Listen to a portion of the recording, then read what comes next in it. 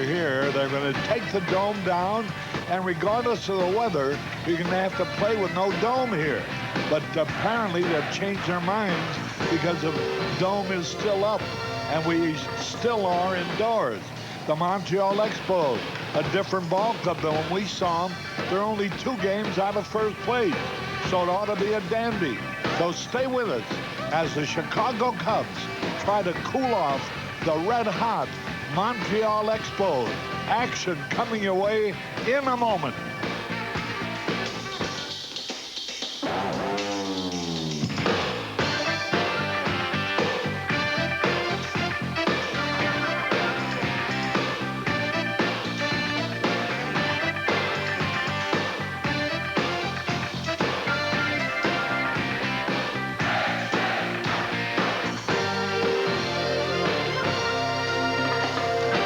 Chicago Cubs baseball on Channel 9.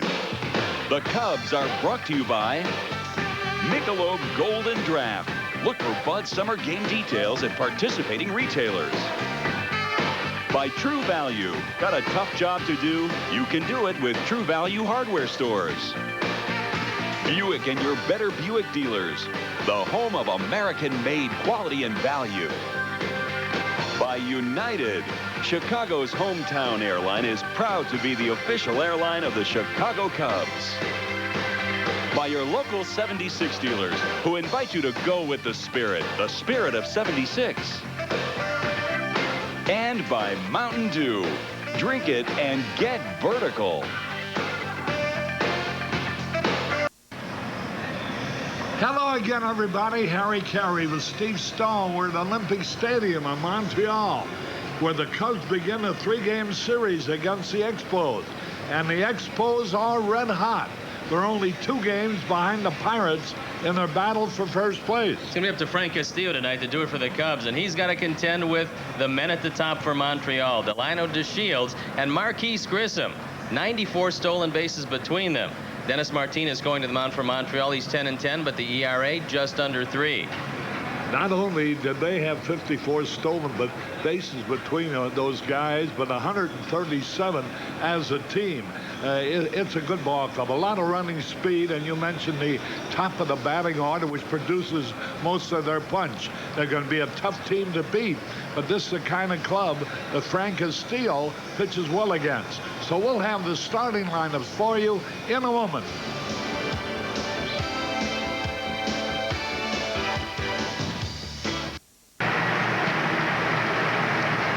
Hello again, everybody. Harry Carey with Steve Stone and Tom Brenneman from Olympic Stadium.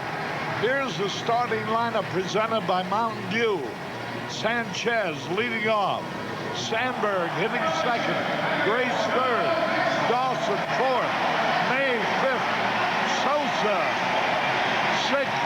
Wilkins catching. Vizcaíno at third base. And Frank Castillo, who's 1/6 lost 7, is the pitcher. The defensive alignment of that Cub lineup is Alou, Grissom, and Walker in the outfield. Barbary, Cordero, DeShields, and Wallach around the infield. Veteran Dennis Martinez with a record of 10-10 pitching. And Darren Fletcher is behind the plate. The umpires are Tom Hanyon at first, Mike Winters at second, our good friend Bruce Fleming at second base, Winters at first, and Jeffrey Kellogg, first time we've seen him work a game, is umpiring at third. And you're looking at Dennis Martinez, and he's an old teammate of yours, Steve, and here he is still pitching. Dennis Martinez has a lifetime record of 8-6 against the Cubs with a 3.79 ERA in 21 games. Overall this year, you look at the numbers, he's 10-10, the ERA just under 3. This is a completely different crowd here in Montreal. Last time we were here, the Expos were averaging a little over 13,000 fans per game. Now they're averaging a little over 27,000 fans per game since Felipe Alou took over. Harry, it's a red-hot team. They have captured the imagination of the people of Montreal. They were so worried about drawing fans, and what's going to happen here tonight is surprising. They will go over tonight the attendance figure that they drew all of last year. And I tell you something else. It isn't only the numbers of the people attending. Did you hear the reaction of the fans? Boy, this is really a hotbed of baseball now. And if the crowd makes up the 10th man on the team, they certainly will have the help of a 10th man with this crowd. Well, the Cubs know Dennis Martinez very well. He's thrown 2 games against him this year, and he's 0-1. He hasn't beaten him. Frank Castillo's 1-0 against Montreal this year. But Montreal is a different club, and they can point back to the moving around of Delino DeShields to the #1 spot in the batting order. Since Felipe Alou did that, this has been a brand new team with 94 steals between DeShields and Grissom. What a 1-2 combination they have been. DeShields has swiped 40. Grissom 54. Moises Alou, who hasn't played much, has already swiped 15. Even Larry Walker has stolen 9 bases. First pitch of the ball game, the Ray Sanchez. There's a fastball in there. And that's the thing about Dennis Martinez. Great control. Fine earned run average 2.99. Cubs beat him the first time they faced him this year. That evens the count. A ball and a strike. Boy, he's always around that corner. And he's got a great curveball, and that's one of the things that made Martinez so tough. If he gets ahead of you in a strikeout situation, he's going to throw that breaking ball, and it's tough on the right-hander. There's a pitch, a strike call. 1 ball, 2 strikes. Our scoreboard isn't working as yet on the balls and strikes. Sanchez hitting 220. Ground ball is short. That will be easy. Will Cordell over to first. Cordero, our young infielder, playing in place of Spike Cohen, throws out Ray Sanchez. 1 away. They love Wilfredo Cordero here in Montreal. They think he's going to be a great player. And when Spike Owen went down to a hamstring problem, Cordero stepped in. And at 20 years old, this man has everything you need to be a quality major league shortstop. Boy, Steve, just looking around their infield and their outfield, the only guys they have that can be considered old at all, the pitcher Martinez is 37, and the first baseman Wallach, he's the only other guy over 30. Fletcher, Barbary, Cordero, DeShields, Larry Walker, Grissom, Alou. I mentioned Fletcher, all young. They're going to be a team to reckon with for some years to come. Early in the season, it was Gary Carter behind the plate every time Dennis Martinez went to the mound. But Felipe Alou said he doesn't want to get into patterns. And so when he took over, he decided to use Fletcher occasionally, and he's caught Martinez pretty well. Long and he missed. 1 ball, 2 strikes. There's Felipe Alou, the former great outfielder of the San Francisco Giants. An outstanding hitter, a marvelous fielder with a rifle gun of an arm. I remember him well. 1 ball, 2 strikes. Little bit outside. 2-2. The Expos are 8 games over 500 at 38-30 since Felipe Alou has taken over. And what a difference he's made to this team. He has certainly got the respect of his players. You know, you get to conclusion sometimes. There's a pitch. Foul back. And a manager really is not that important in the makeup of a ball club. And then along comes a Felipe Alou, and it reminds you again what outstanding effect a good manager can have on a ball club. Well, a good manager has to be a good motivator also. I think anybody can know when to bunt or hit and run or any of the technical things. But he certainly has to be able to motivate his team. And some things that these people get calloused as professionals, motivation is still a big factor in this game, and Alou has showed that here. 1 man out. He had another great thing going for him. He's handled most, even guys on our own ball club. He handled them in winter ball. They all swear by it. And of course, his own players, he handled them in the farm system. Here's a pitch outside. Also has a couple members of the family playing for him. His son, Moises, Alou, playing every day, and a good reliever named Mel Rojas, who's his nephew. They probably give him more trouble than anybody. 3 balls, 2 strikes, 1 out. Martinez pitch. Fouled it back. Martinez has been touched for 10 home runs. He's pitching a slow-paced game so far. If you think it's slow now, wait till somebody gets on base. Then it gets real slow at Dennis. Phil and Maggie Tripp and Joe Martin are here from Chicago, hoping for a Cub victory.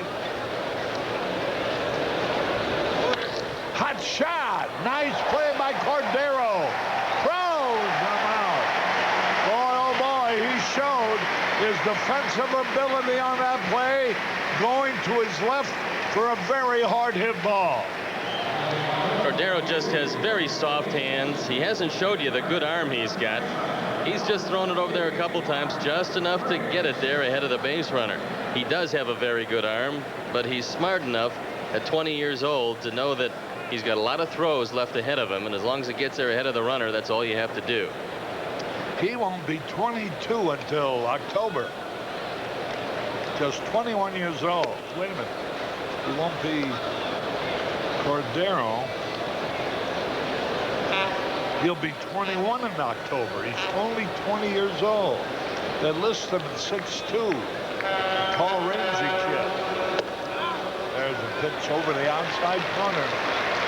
Dennis Martinez looks very sharp. Grace hitting .315, 5 homers, 48 RBI. 1 out of 3 against the pitching of Martinez this year. There's a pitch outside. Famous actor Don Sutherland watching the ball game here. He lives here in Montreal.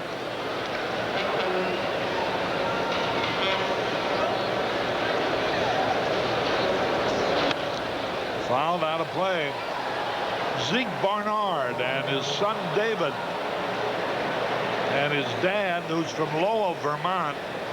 They're from Delaware City, Delaware, pulling for the Cubs. Grayson Sandberg, you have ideal goals today, extending the hitting streak. Grace wants to go to 9, Sandberg to 11.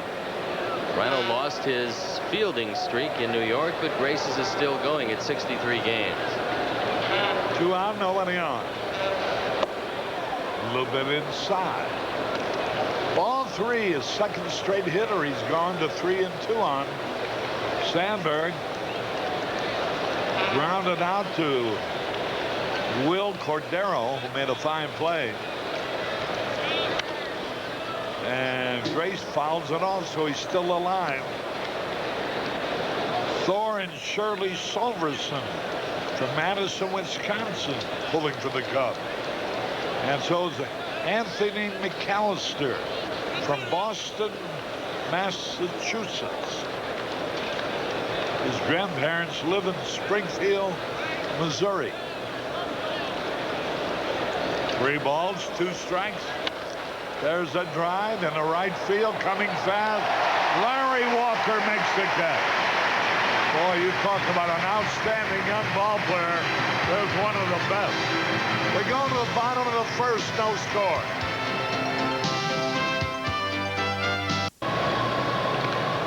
Harry Carey back at Olympic Stadium. Here's the Expos lineup. Delino DeShields leads off. Marquis Grissom in center. Alou in left. Walker in right. Barbary in third. Wallach in first. Fletcher catching. Cordero, the shortstop. Martinez pitching. And Mountain Dew presents the defensive alignment of May in left. Sosa in center.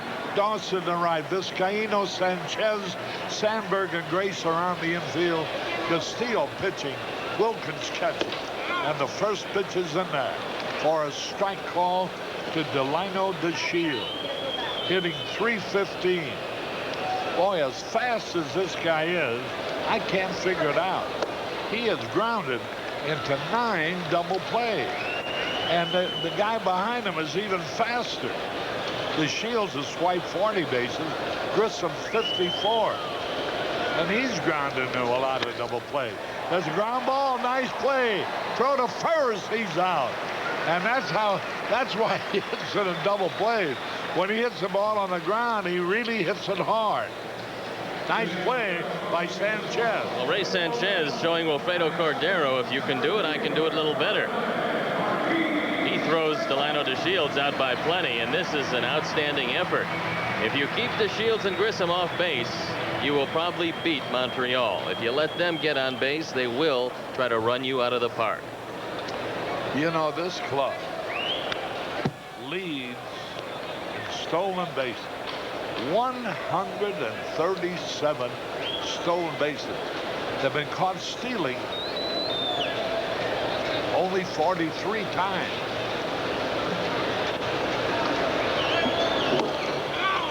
Castillo making his 21st start of the year, his second against the Expos. Lifetime against Montreal, 1-1 with a very high ERA of 6.35.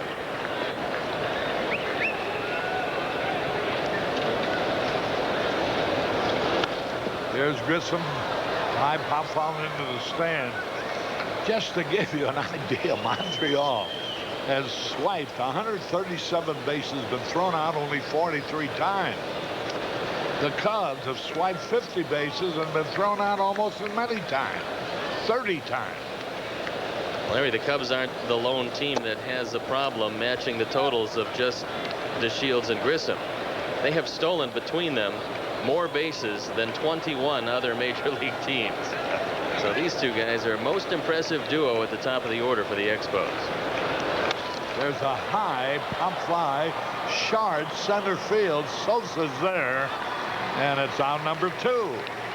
And here's Moises Alou. Alou just coming back from a hamstring problem that kept him on the shelf. It was pretty serious.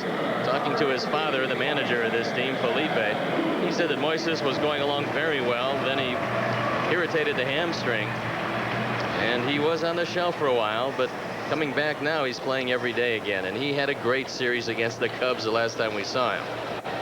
I should say this about his dad when he was playing, spelling his name backwards. That's a ground ball foul. You spell his name backwards, you almost get a cola or a Pepsi Cola drink. Uola. U-O-L-E.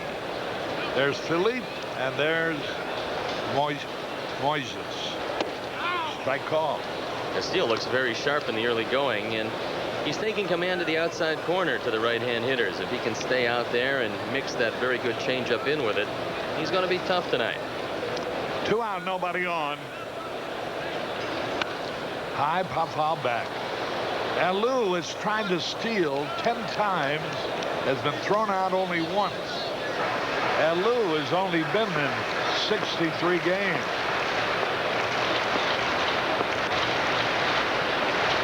Great arm, great speed. There's Frank Castillo. Third ball low. Rick Wilkins doing the catching. Moises had one of the great arms to ever come along, and then he hurt it, had surgery on it, and now he's come back and they say it's still pretty good, and he's had no reoccurrence of the arm problems.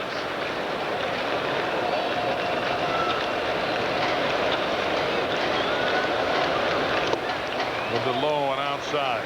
I'd like to extend our condolences to the family of John McDonough, the Cubs Vice President of Marketing and Broadcasting. John's mother, Eleanor McDonough, passed away yesterday. Funeral services will be held tomorrow. Struck him out swinging. 1, 2, 3. Nothing across. At the end of 1, no score.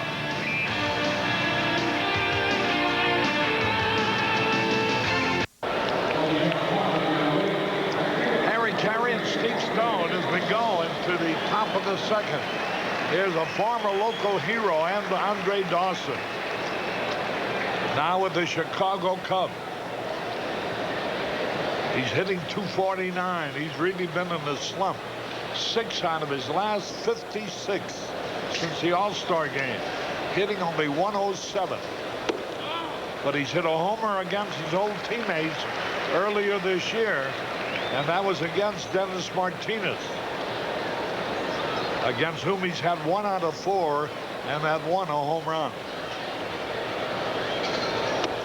Swung and he missed.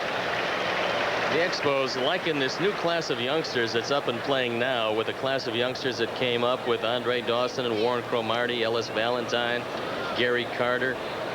Those were some very good days for the Expos, and they think they're back again with this new crop of homegrown youngsters. There's a line drive. If it stays fair, foul ball. Dawson was kind of fooled on a pitch, reach outside, and almost had an extra base hit. You know, all these Expos people talking about every time they bring a kid up from the minor league, how well he is doing this year. So they're getting a lot of help from their organization. And they've been one of the top organizations for the last 10 years or so. And there's Gary Kid Carter, a man who was so popular at the very beginning for Montreal. There he is. The pitch. A little outside. 1 ball, 2 strikes. Martinez has managed to do something to Andre Dawson I didn't think anybody could do, and that's in 7 at-bats. He's managed to walk him 3 times. And that is quite an accomplishment for a man who's walked only 17 times in 345 at-bats. Well, almost hit him. Mid and Wendell Armstrong are here from Lynchburg, Virginia. And the Varneys are here from South Casco, Maine.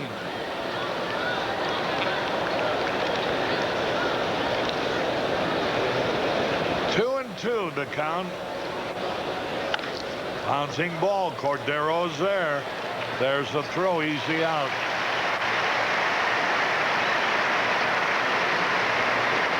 And Derek May hitting .249 with 4 homers, 19 RBI. One of his home runs this year was off Dennis Martinez,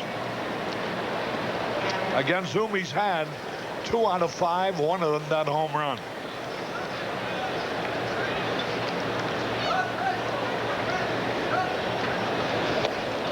A little bit outside and low.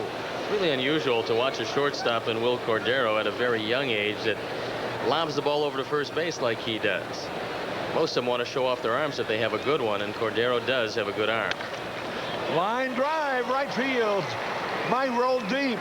Here's May going for a second. A good throw, get him, and he is safe at second base. May lined a double over Delino DeShields' head. He leaped high, couldn't reach it.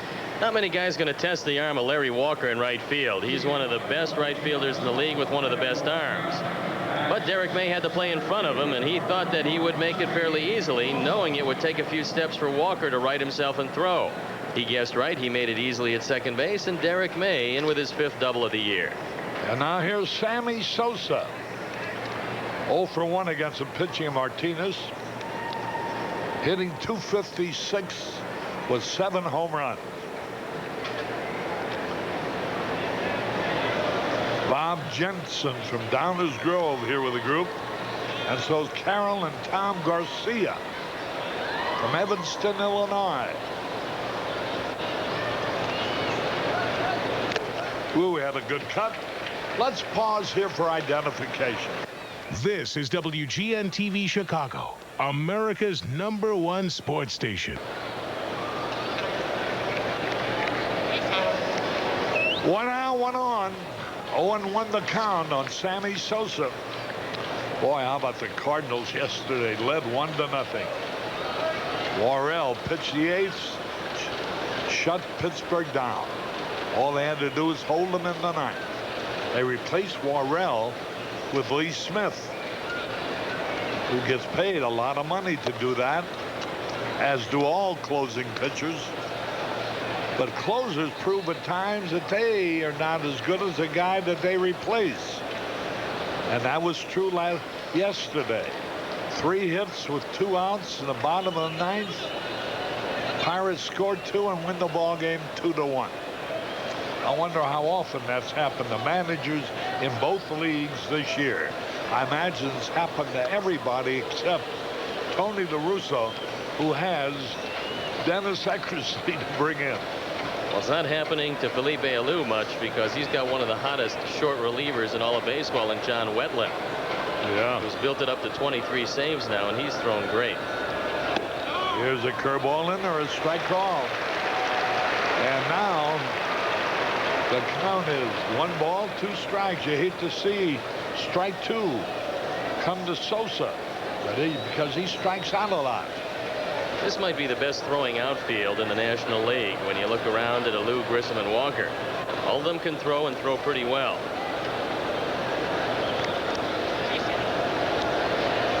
One ball, 2 strikes, 1 out.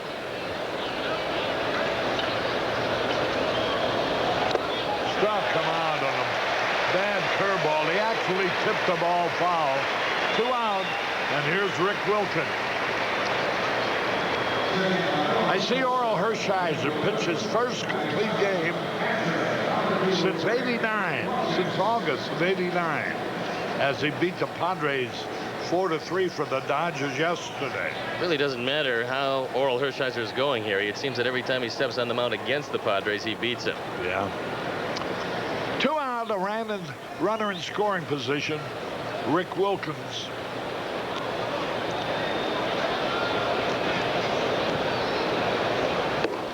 Fastball outside. 1 ball, no strikes.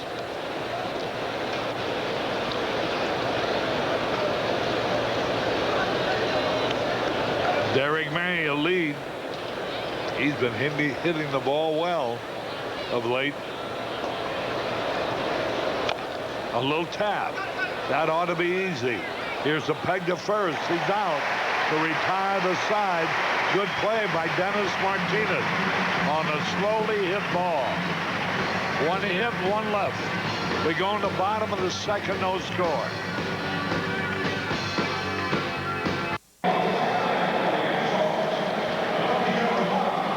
Harry Caray back to the ballpark. The wives and the children of a lot of the Cup players are making this trip.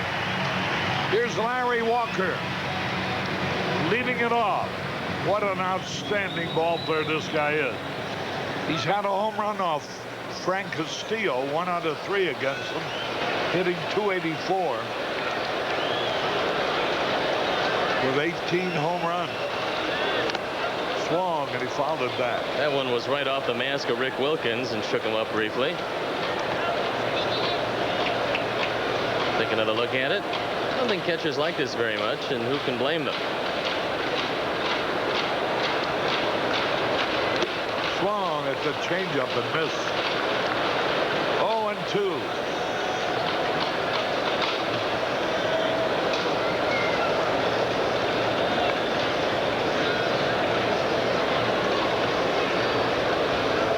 Now the pitch, a little inside. Walker among the league leaders in home runs and runs batted in, and if not the best, at least among the best defensively in right field. So he has really come of age, and he's a native Canadian. Way outside. 2-2 on Larry Walker. 18 homers, 60 RBI. 2 balls, 2 strikes. Struck him out on his change. Got a good one going. 4 in a row, retired by Castillo. Cub fans, entertain your clients or employees in the best seat at Wrigley Field. Rent a Cubs mezzanine skybox. For more information, call the Cubs marketing department at 312-404-4068. Here's Brett Barberie, the third baseman, hitting .233, 1 homer, 18 RBI. Switch hitter. When Barberie plays third, Tim Wallach moves across to play first. He's had some problems defensively this year, but the Expos like him because he gets on base quite a bit despite the low average. There's a curveball in there, and the count is evened up. Joe Carter won a ball game for Toronto yesterday with his 22nd home run of the year. There's a long drive way back, way back, way back. What a catch by Sammy Sosa with one hand right up against the right center field wall. Sammy Sosa all of a sudden stuck his glove out there, and there was the ball. Sammy Sosa does play a shallow center field. He's taking a look at Andre Dawson, realizing Andre can't get to this one.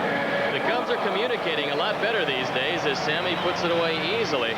He lets Andre Dawson know he's going to take it, and he's right there to make the play. And what a piece of ground he covered.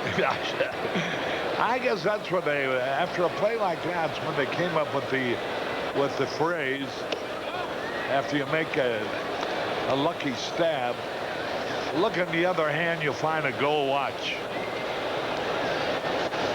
2 out, nobody on. Wallach a drive, right field, base hit. Tim around first, holds up, and that's the first Montreal hit. Wallach has had his problems against right-hand pitchers this year. He's hit the left-handers very well, and what they've done here in Montreal is taken to booing him quite a bit, but really applauding when he gets a base hit. Wallach said before the game that he didn't mind it that much, and better it be him than anybody else. He said last year the boos of the crowd really affected Andres Galarraga. He said if they booed a younger player, it might really affect them. But Wallach said it doesn't really bother him too much. He's been around too long for that, so he'll deal with it. Here's a Chicago area boy, Darren Fletcher, born in Elmhurst in 1966. He lives in 50th, Illinois. They released Rick Cerrone right after the All-Star break, giving Darren Fletcher a chance to play a little more. And this is his 48th game this year. Ground ball, too sharp. Over to first for the out to retire the side. Fletcher grounded to Sanchez, who threw him out. At the end of 2, no score.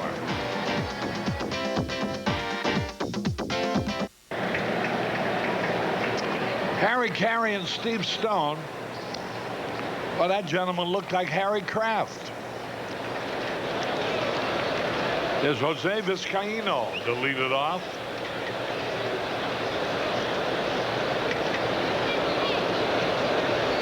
Vizcaino hitting .209. He had a perfect day yesterday in New York. 3 out of 3 was on base 4 times in a row.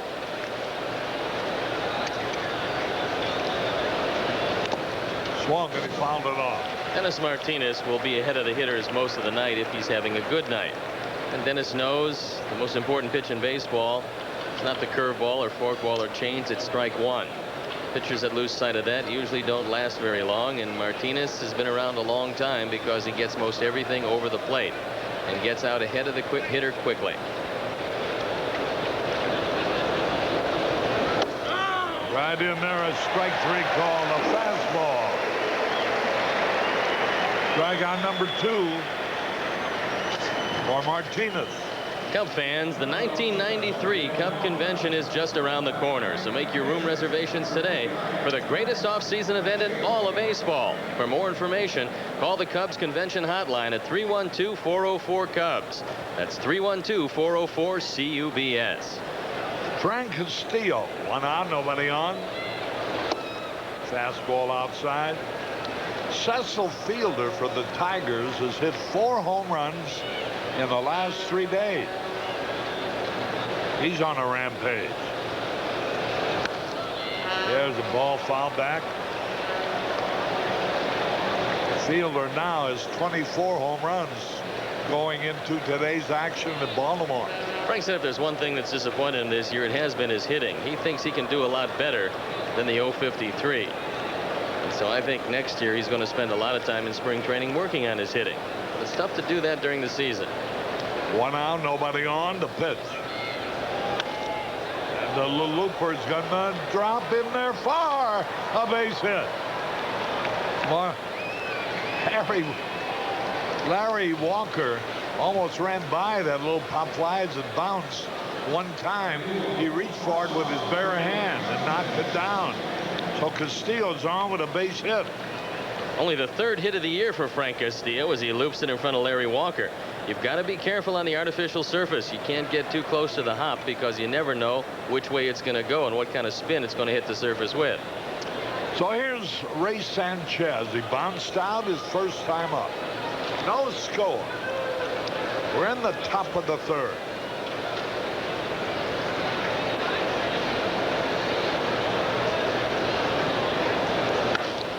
There's a drive in the right field, and Walker's there, makes the catch. Fine play. Going a long way to his left, approaching the right field foul line as he made the catch. This is a fine defensive outfield for Montreal. They've had some problems in that infield.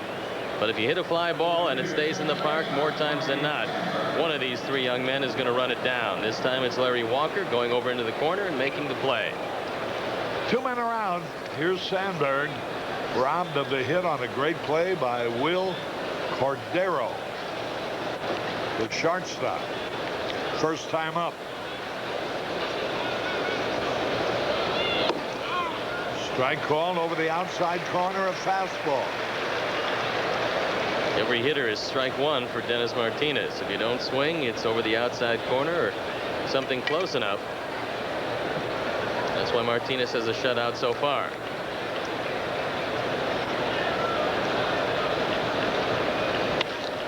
Line drive, fair ball. Watch it out, Castillo. He's around second. He's going to have a chance to score, and now they're going to hold him up. Sandberg ripped a double down the right field line. Castillo racing to 3rd.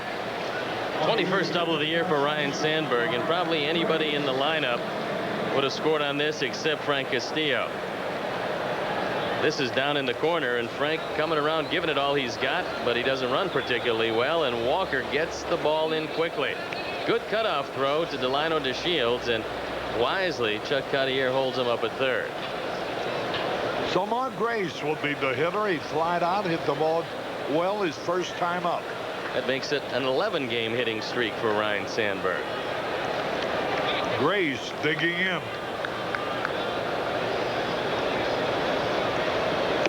Outside, ball 1. He started him off with a curveball. This is a big game for the Cubs to win, losing 2 out of 3 in New York and realizing they're going to pitch this series without Maddox or Morgan. And today it's their number 4 in Frank Castillo against the Expos number 1 in Dennis Martinez. If you can beat them in their home park, this could set the tone for the entire series. 1 ball, no strikes. Runners 2nd and 3rd. The pitch. A little low, ball 2. 2 balls, no strikes. Andre Dawson will be next. 2 balls, no strikes, 2 outs.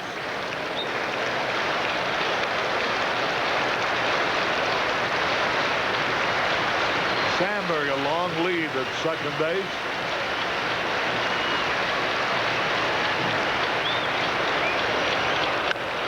That's an easy out to retire the side. Grace flipped his bat up in the air. So runners are left at 2nd and 3rd. We go into the bottom of the 3rd, no score.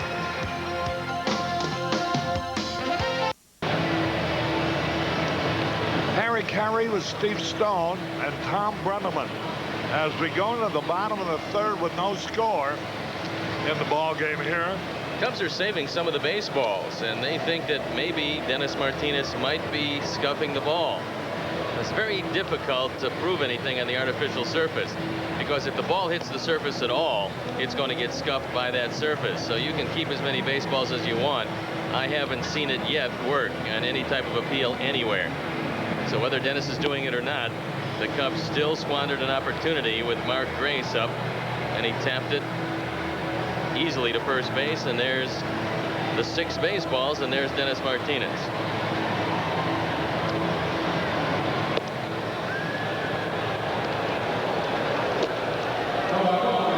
And that pretty young lady right there is the daughter of Dennis Martinez.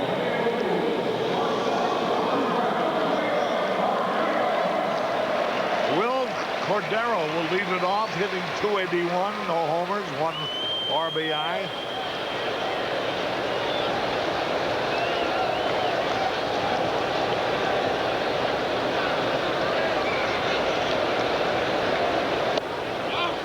And there a strike call. The Expos believe eventually Wilfredo Cordero is going to hit for power. Right now he's just learning the National League pitchers, and still the batting average very good. This is a talented young man. A little bit inside. They're here from Nashville, Tennessee. The Cartwright family and the Kramers and the Torreses and the Brits and others. The high. 2 balls and the strike. You can tell by that last graphic that Frank Castillo has as good a control as just about anybody in the league, save Bob Tewksbury.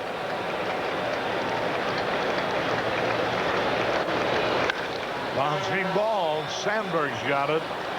Over to first. Easy out. That'll bring up Dennis Martinez.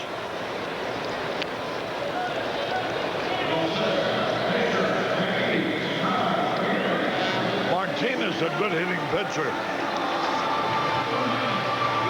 Hitting .213 for the year. With 10 hits. Outfield playing Dennis Martinez well around to right center field. They give him all the left field line. They give him most of left center field, with Derek May well off the line, playing him really in left center. There you see the defensive alignment as we pan around. The pitch. A little bit outside, ball 1. Cordero starts the third, bouncing out to Sandberg. The outfield favors Martinez towards right. That evens up a ball and a strike. Cincinnati played this afternoon, beat Houston 4-0.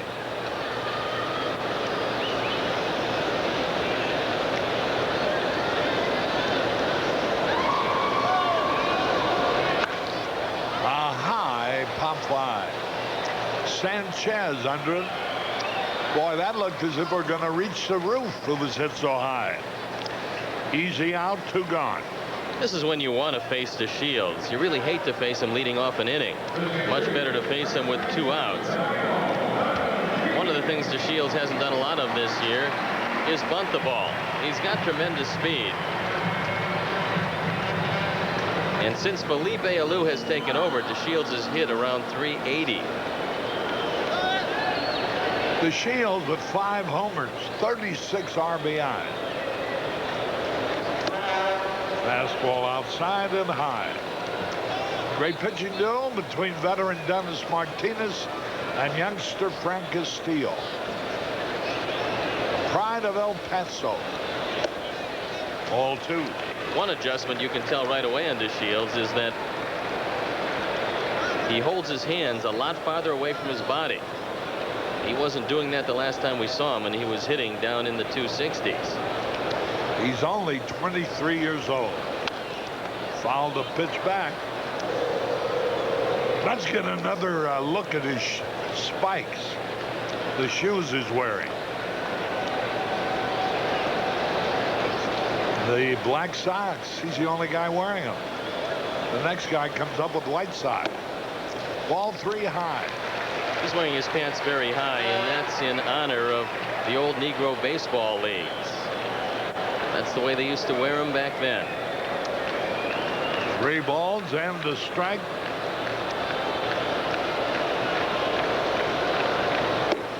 Strike 2 over the outside corner. A good curveball.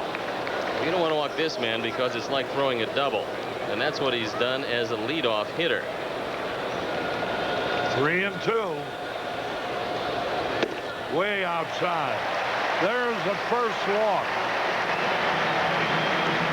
So now the games begin. And talking with Felipe Alou, he said that both the Shields and Grissom are on their own all the time, but he does have a sign that's a stop sign. He said if he gets a count or a situation that Alou is not comfortable with, he'll give them the stop sign. Other than that, they can go whenever they want to. He's got 40 stolen bases. He's been thrown out 15 times, so he's 40 out of 55. Grissom hitting .272. He's 0 for 4 against the pitching of Castillo this year. Crowd trying to stir a rally. 2 out. Quick throw, runner back. I don't know if Grissom is going to do it in this situation, but normally a number 2 hitter behind a base runner is taught that he has to take a couple of pitches. And you don't put a number 2 hitter behind a base runner if he can't hit low in the count.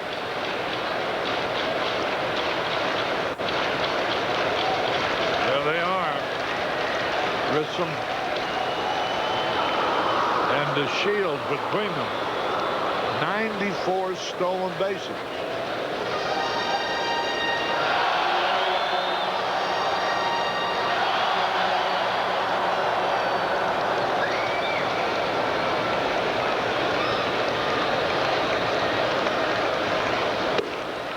Pitch high inside. I think Wilkins is going out to talk to Castillo about not getting distracted by DeShields. The man he's got to get is Grissom. If DeShields steals, so be it. But you've got to get out Marquise Grissom, then you're out of the inning. You don't have to worry about these two for a while. But if you let DeShields distract you, you got a man up in Grissom who can hit the ball out of the park or can certainly hit a hard enough double to score DeShields from first. The Shields and Grissom have more stolen bases between them than 10 other teams in the league.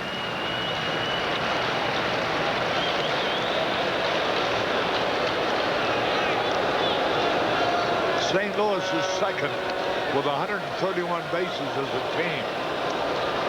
Everybody else, these two guys have stolen more bases than the team put together. Swings at a fastball. A ball and a strike. Grissom among the league leader in doubles with 24. He's been among the league leader in doubles all year, as well as the league leader in stolen bases, defending his title. He won it last year with 76 stolen bases. Any double, the Shields would score. That's how fast he is. Ball. 2 balls and the strikes. See the difference a base runner like the Shields makes on the pitcher? Well, it puts a lot more pressure on a new ball hit. I would think right now if Frank Castillo is holding a surprise move back, he should show it to DeShields here because I think he's going to be going. He throws. DeShields is back easily. Last couple of years, you could pick DeShields off quite easily. Although he was very fast, he wasn't known as a great base runner yet. The last 2 months, he has become a great base runner, but he's running against a great throwing catcher in Wilkins. There's a high fly ball, Shard, left center field. Coming in, Sammy. Sosa comes in and grabs Grissom's short fly ball. No runs. 1 man left on base. Harry Carey from Olympic Stadium in Montreal, where at the end of 3, there is no score.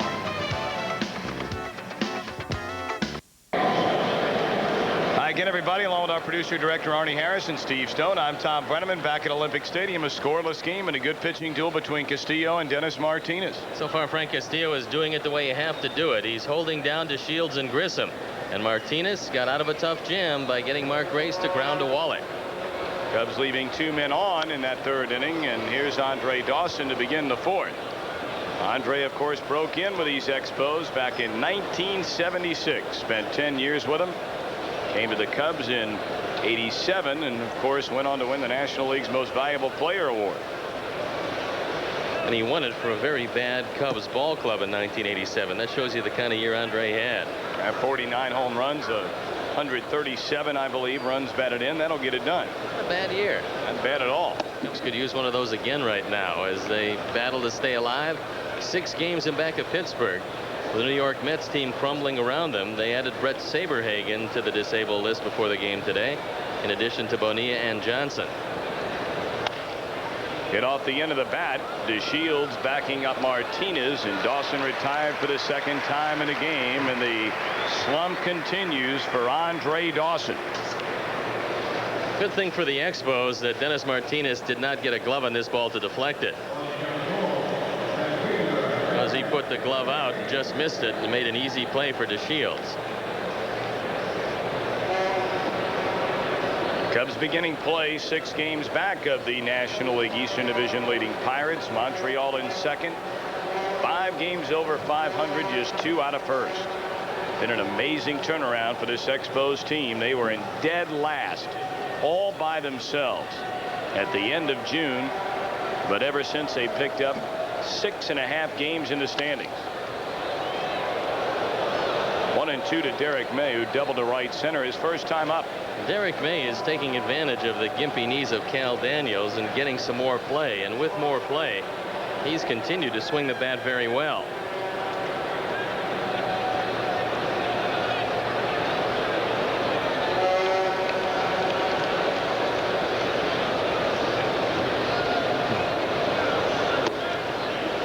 Two, or rather 2-1 now to May. Obviously, Stoney, Dennis Martinez, a former teammate of yours back in the Baltimore organization days, broke in September 14, 1976. That ball is mashed into right, but Walker will haul it in. Get it over the head of Larry Walker. You have really got to crush it. That was a sinking line drive. And that's so far as the big difference in a big home run hitter and the way Derek May hits, Tom, because that ball had overspin on it and it was a sinking line drive. The home run hitter, for whatever reason, gets backspin on the ball, and when he gets it up in the air it just keeps climbing. Now Derek May might turn into that kind of hitter later in his career. Right now he's really a line drive alleys type hitter, and that's one of the things that stopped that ball from going out of the park. Sammy Sosa remembers Dennis Martinez all too well.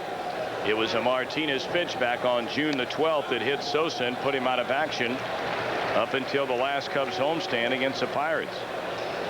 What was the most unusual way you've ever seen for a game to be canceled? To be canceled? To be canceled. I don't know about canceled. I've seen some strange things for delays in games, like a beehive stuck behind a screen. You've seen bugs on the field, beehive. Right. Well, things aren't going bad enough for New York, but their AAA team Tidewater had their game canceled at Rochester due to a chemical spill. Ooh. I hope everybody's going to be all right because of that thing. I would hope so too. Strange way to get a game canceled. Into left field, it'll drop for a hit. Sosa collects the 3rd hit. 4th hit rather against Martinez here on the game, but it comes with 2 down in the 4th inning. Now, for whatever reason, when the Expos got a base runner on with 2 outs, they decided not to run with DeShields. The Cubs in a different situation because they really only have one legitimate base runner on this team, and that's a man at first base. Somewhere in the course of this at bat by Wilkins, you've got to run with Sosa. You got to give it a shot. This looks to be a close game with Martinez on the mound, and this is your one burst of speed. Not necessarily on the first pitch because it's too easy to pitch out, but Sosa's got to be going here. Now Martinez thinking along the same lines. That's not the best move that Dennis Martinez has. He has a very quick move. I hope that Sammy has seen it, because if not, he can get picked off. It's a very deceptive and very quick move to first. Rick Wilkins now the batter. Marquise Grissom and Delino DeShields combined have 94 stolen bases. That's more than 21 other major league teams combined. Their totals for 92. And Sammy is the one bright spot as far as the base paths are concerned for the Cubs. 14-6 this year.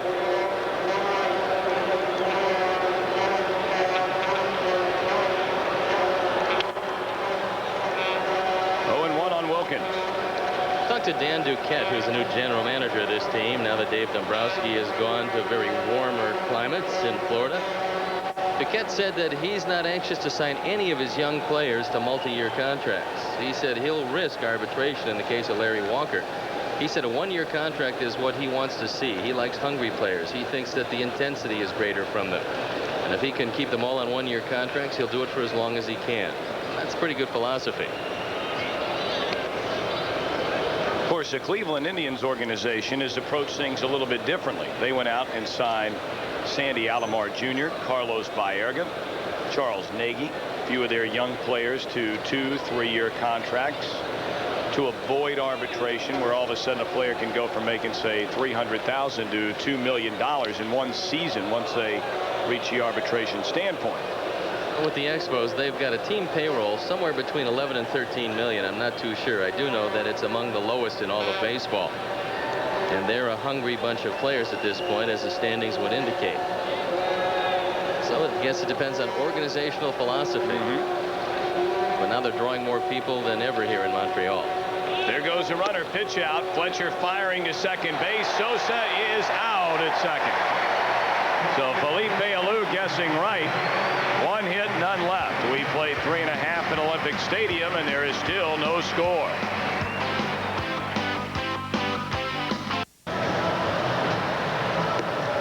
The Cubs continuing a 6-game road trip with the first game of a 3-game series against Montreal. Cubs started this trek dropping 2 out of 3 in New York. For the 7th time this year, Sammy Sosa gunned down, and the Expos do guess right. It's the pitch out, and Darren Fletcher comes up throwing. It turns out to be an excellent throw. Waiting for Sammy Sosa to arrive is Wilfredo Cordero. So a fine guess by Felipe Alou, and Sosa's cut down stealing. But you have to applaud the effort. That was the right play in that situation. Part of the order for Alou's team, his son Moises will lead it off, followed by Larry Walker, and then Brett Barbary against Frank Castillo, who has only surrendered 1 hit through the first 3. He's fanned 2 and walked 1. The Expos have been in first place twice this year. The first time for 5 hours and 24 minutes. The second time for 6 minutes. So they've been in first place 5.5 hours. Then tied, of course, by Pittsburgh, and then out of first place. Well, 5 hours and 30 minutes beats the heck out of not being there at all. That's right. And they are pretty happy. They had some July, 19 and 11. The second most productive month in their history. Hit hard into deep left center field. Forget about it. Montreal, a 1-0 lead. Wow, was that ball hit.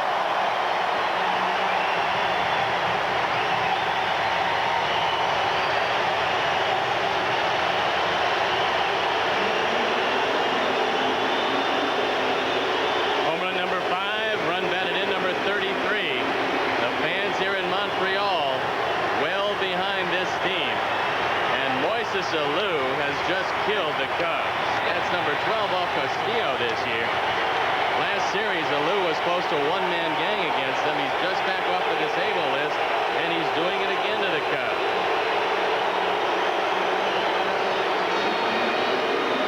So Alou electrifies his crowd with a home run, and his team in front 1-0. Boy, it is amazing the difference between visiting Olympic Stadium tonight as opposed to about the last 3-4 years, and that ball handcuffs Sandberg. Rhino broke to his left on that ball as Walker into second base with a double. He was was almost out as he rounds the bag. They are fired up here in Montreal. That was a knuckleball out at Sandberg. He broke to his left, tried to go back to his right for it, and the ball got under the glove. First, let's look at the long ball off the bat of Moises Alou. Fastball, inner portion of the plate. Castillo knows it's gone. You looked at Frank, he just dropped his head, and pitchers get to know the sound. That one sounded about 420 feet. Ball by Walker pulls Sandberg, and he can't get to it, and it'll go as a double. Great heads-up base running by Walker. He never broke stride. Good throw, wouldn't even have had it. So now a runner at second base. You see, he overran the bag. He had thoughts of going to third, thinking that ball would go into center field. So back-to-back hits, 1 run in the Expos 4th inning, and here's Barbary. Barbary his first time. Fly to Sammy Sosa at the base of the wall in right center field.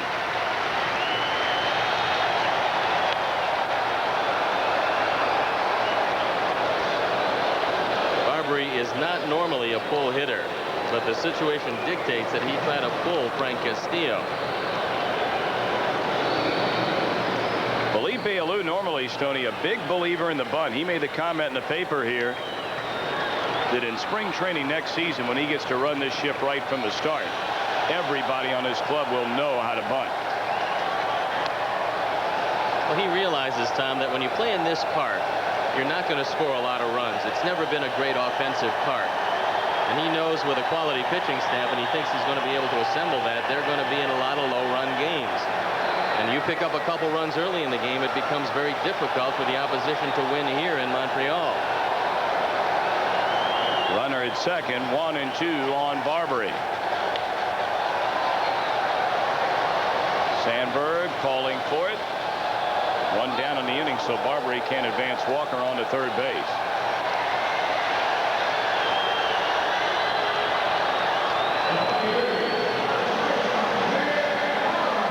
Alou believes that it's just a question of his youngsters maturing. That's the reason why the team is playing better. He said that you can watch them every day get more confidence, and he points to the 3 doubleheaders they played in Los Angeles. He said when that team got through with 6 games in 3 days, played a 12 o'clock game in San Francisco the next day, they started to believe in themselves. They were 4 and 3 in those 7 games. Wallach singled into right field his first time up. Been a tough year for Wallach offensively speaking, hitting under 230, and he's only knocked in 36 runs. But a lot like Alou, Wallach has saved his best against Cubs pitching, hitting well over 340.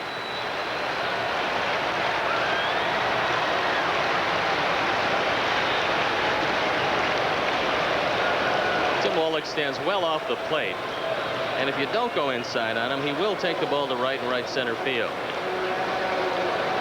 I'm getting back to those 6 games in 3 days with Los Angeles. You know, they were interrupted by the riots. That's why they had to reschedule the games. They called up 3 minor league pitchers to pitch the second game of those doubleheaders, so they didn't have to disrupt their rotation. And the kids pitched very well for him and got set right back down to the minor leagues after the games. 2-1 to Wallach. Leadoff home run here in the 4th by Moises Alou, followed by a double from Walker. And 1 out later, here's Wallach.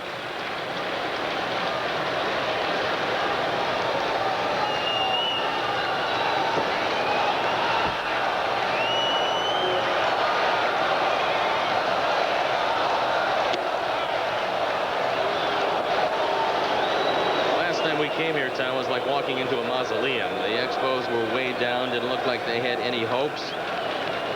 All of a sudden, they're a different ball club. It's like coming to the circus now, as the fans here just happy to be at the ballpark.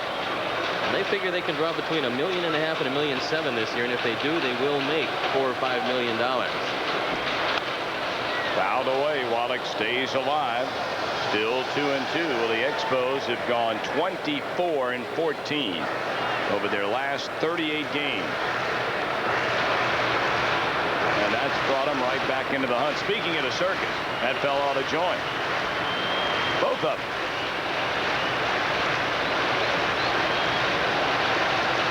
Well, it's Pagliacci night here in Montreal. Everybody gets a clown suit. Down the left field line. This might have a chance, and it is gone.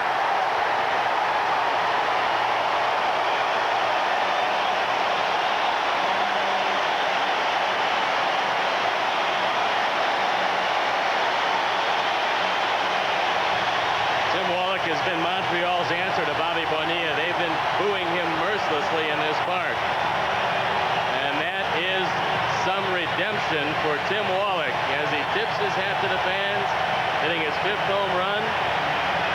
RBIs 37 and 38. And I think that might be his 200th home run of his career. And now they are giving him a standing ovation. And this one, unlike the derisive cheers of the past few weeks, is for real for Tim Wallach.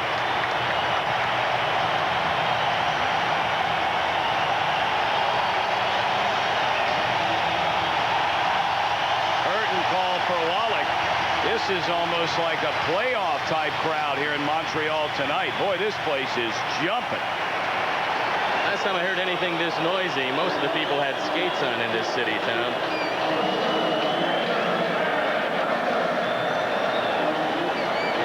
It's amazing. I mean, they are making noise and fired up. 3-0 now, Montreal. 2 home runs in the inning. Solo shot by Alou, 2-run blast by Wallach.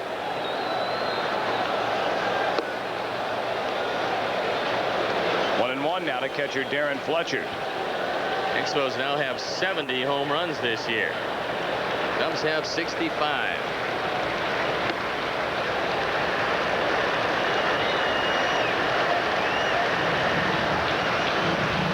Fletcher just recently has started to swing the bat. Catching has been a sore point on an otherwise very strong team. 2 balls and 2 strikes. And a young team. You take Tim Wallach out of the lineup, and the average age of the other 7 starters, 26 years old.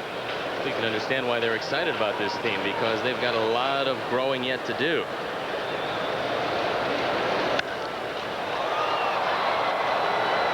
Sosa over in the right center will make the play, and that's his 2nd out in the inning. The Expos have found the idea about how to get fans back to the ballpark, and that is build an exciting team. They're fast. They're playing aggressive baseball. They do a lot of running. They do a lot of bunting. They do hit the ball out of the park on occasion. And the fans have come back because this team is in the race. And just as importantly, Tom, they're exciting to watch. You bring up guys 20 years old that can play like this, and like DeShields and like Grissom, all out of their system. And Montreal has produced these kind of players for a lot of years. They just have never been able to quite get over the top with their real talented kids. Popped up by Cordero behind the mound. Let's see who will take it. Grace, and that's the inning. 3 runs in the 4th on 3 hits, 2 home runs. We head to the 5th. Expos in front, 3-0.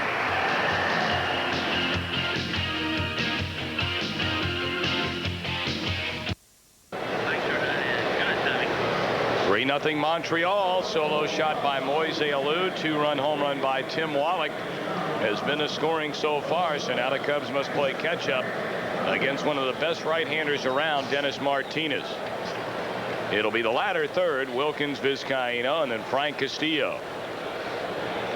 Cubs already have 4 hits, but Martinez has not walked a man while fanning 2. One of the big problems with trying to play catch up against Dennis Martinez is the fact that although he will give up an occasional home run, it's usually a solo shot because he walks very few guys. And he's thrown a lot of strike ones tonight. Ball and a strike now to Rick Wilkins. 91 was an unbelievable year for Dennis Martinez. He led the entire major leagues in earned run average. At 239, he was first in complete games with 9, first in shutouts among National League hurlers with 5, and opponents only hit 220 against him. And on top of that, he dined with a couple of presidents. Can't beat that. Can't beat that at all. I guess it depends on who they are. Pitched a perfect game. Yep. It doesn't come around too often.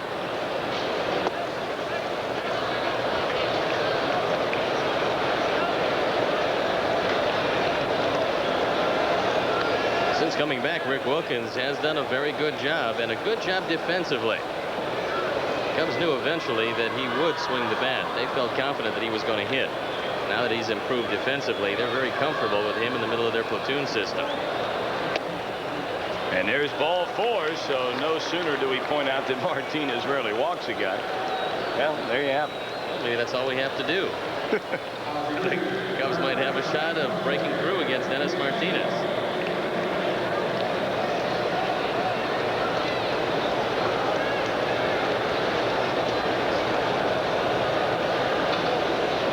Vizcaino struck out looking against Martinez back in the 3rd.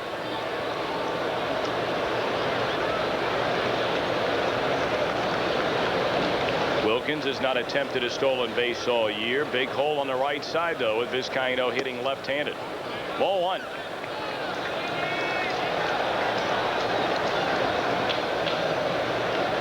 Mets off tonight. They'll begin a brief 2-game series at home tomorrow against the New York Mets. The only other game in the National League East tonight, Philadelphia taking on St. Louis.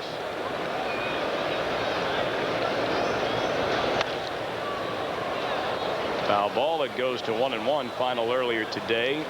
Cincinnati beat Houston 4-0, setting up that big series tomorrow night in Atlanta. Braves and Reds, with Atlanta holding a half-game lead. And then later, San Francisco taking on San Diego. Wilkins has 3 career stolen bases, all accomplished last year. He's not the most fleet of foot, although he does run fairly well for a catcher.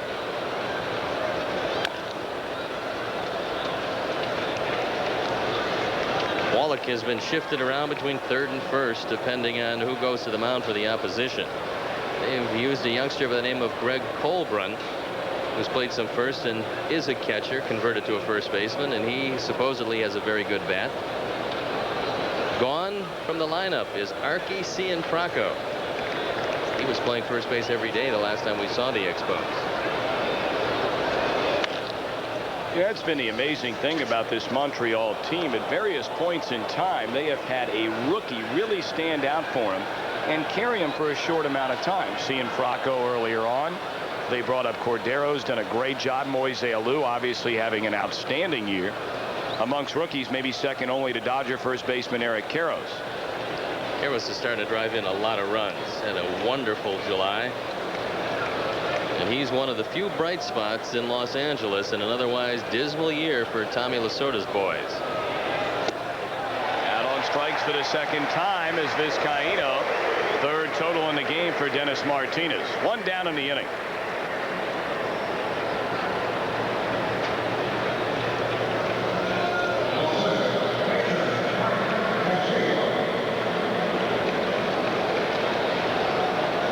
Castillo owns one of the Cubs' 4 hits tonight. He dumped one down the right field line in the 3rd inning.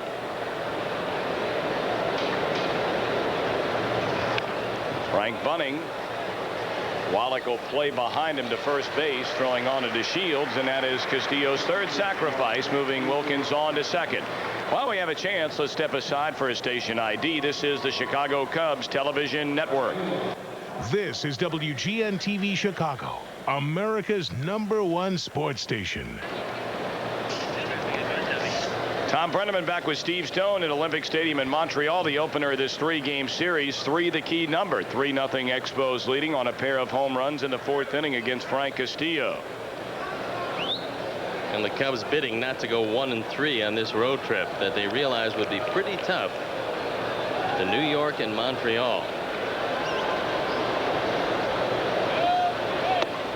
Ball 1 to Ray Sanchez, who has bounced to short and lined to right.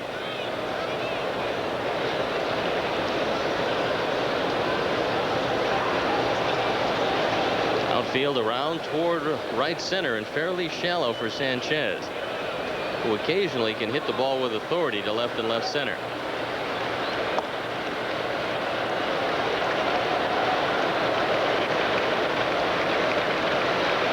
Dennis Martinez, nicknamed El Presidente, will throw from 3 or 4 different angles. He does not mind varying his location, certainly varying his pitch selection. And he will fool you as much as try to blow you away on occasion. 2-0 to Sanchez. Wilkins representing the first Cubs run of the game. Barbary will wait for the next hop. Got it over to Wallach in time, and the inning is over. No hits, 1 left. We played 4.5. Expos in front, 3-0.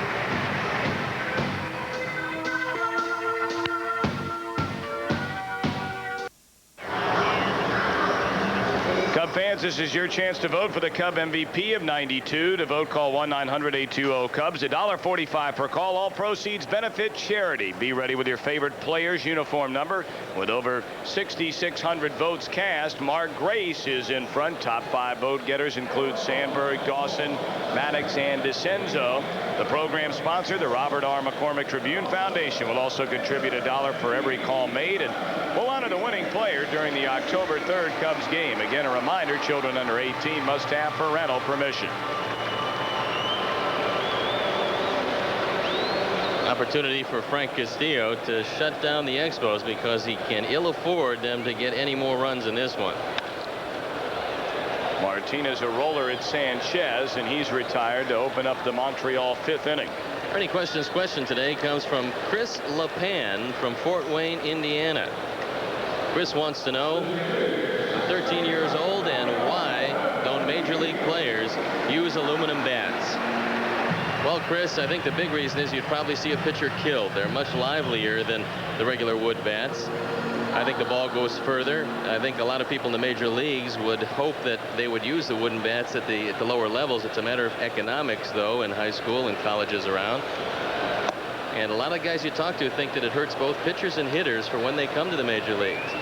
Pitchers don't throw inside because when they throw inside with the aluminum bat, guys get base hits. In the major leagues, they crack the bat.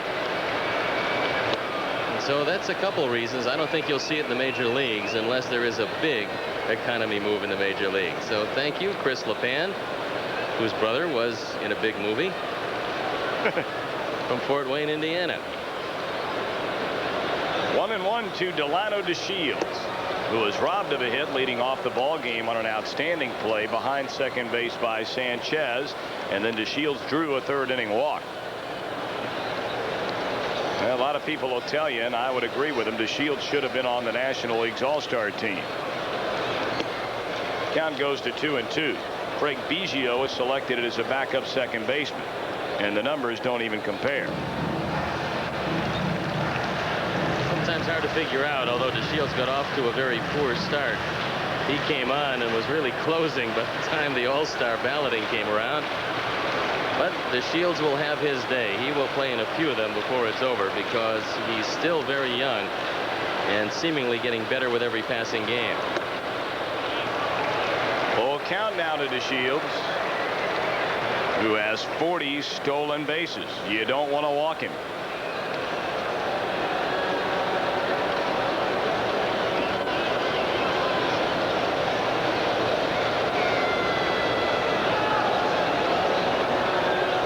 Hanging his sign, and here comes a 3-2. Fouled it off.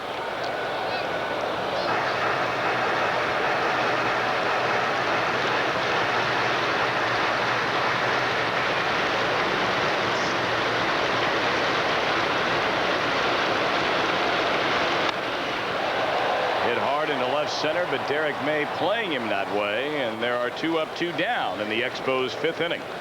This copyrighted telecast is presented by the authority of the Chicago National League Ball Club, which has the right of approval of the announcers and is intended solely for the private, non-commercial use of our audience. Any publication, reproduction, retransmission, or the use of the pictures, descriptions, and accounts of this game without the express written consent of the Chicago National League Ball Club is prohibited. Here's Grissom, who twice has flied to short center field. Well, you may be at home and saying, how in the world is Marquise Grissom in the lineup? Well, you're not alone when you ask that question, because when he was hit by that pitch a few days ago by Philadelphia's Cliff Brantley, a lot of people were led to believe that Grissom would miss a great deal of playing time. That has simply not been the case. He missed a grand total of 1 game. Well, he does have a broken bone in his hand, but it's his left hand, which doesn't affect his hitting all that much, and of course doesn't affect his throwing at all. But he's still in the lineup, and you find a lot of guys spend a lot of time on the shelf when they have an injury similar to that. But he knows his team needs him. They're in the race, and he decided not to sit out after that 1 game he lost, and he says it's still sore on occasion, especially when he catches the ball right in the pocket. Other than that, he can't feel it too much.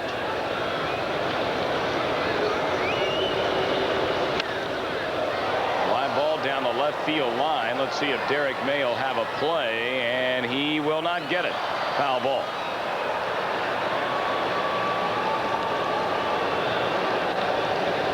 That ball in the corner, and looked like Derek May had a shot at it, but the ball eludes him. Watch it again. He crosses over into foul territory. He's got his shot, but he makes the jump and just can't get to it.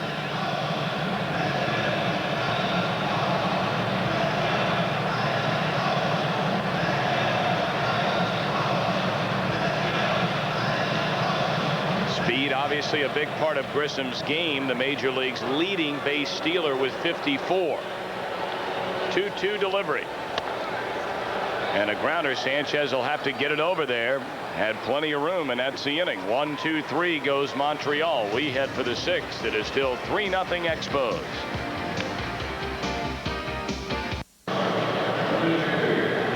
Well, they're hoping for an all-Canadian World Series come October. Of course, no team from this country, Stoney, has made it to the World Series. Toronto has threatened a lot more times than Montreal, but both of them not all that long a shot to do it this year. After what Canada's done in the Olympics, which has been a surprising amount of gold medals, Tommy, maybe it is possible. I know the people at the networks would be ecstatic about that series. Crazy about it. They would be very happy.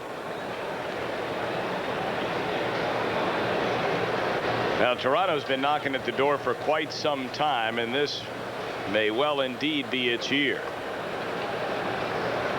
They've got a good team led by the two men that were traded to them by San Diego. Joe Carter, Roberto Alomar are really the heart and soul of that team.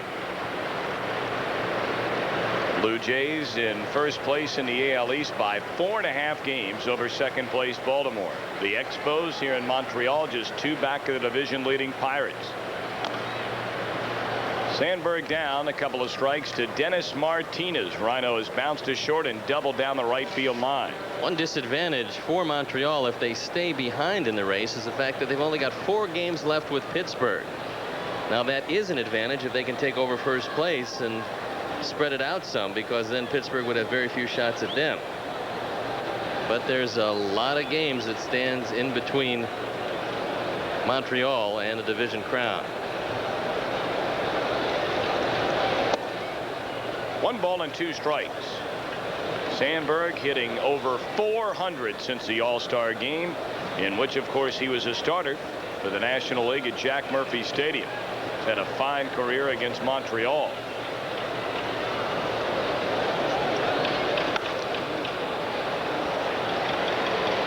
Walker falling off to Shields and has it for the first out.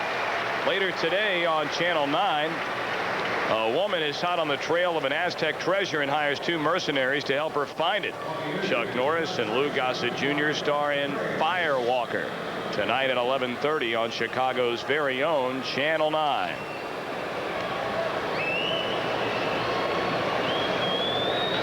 Race had a chance to get the Cubs on the board in the 3rd inning. He had Sandberg at second, Castillo at third, and bounced out a 2-hopper to Tim Wallach to end the inning.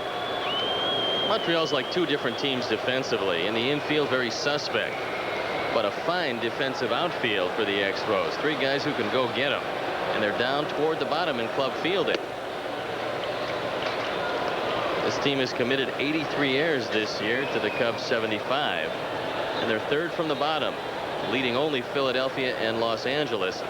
The Dodgers having an abysmal year with 107 errors. Weak fly ball into left field. Moises Alou has it, and the first 2 batters retired by Martinez in the Cubs' 6th inning.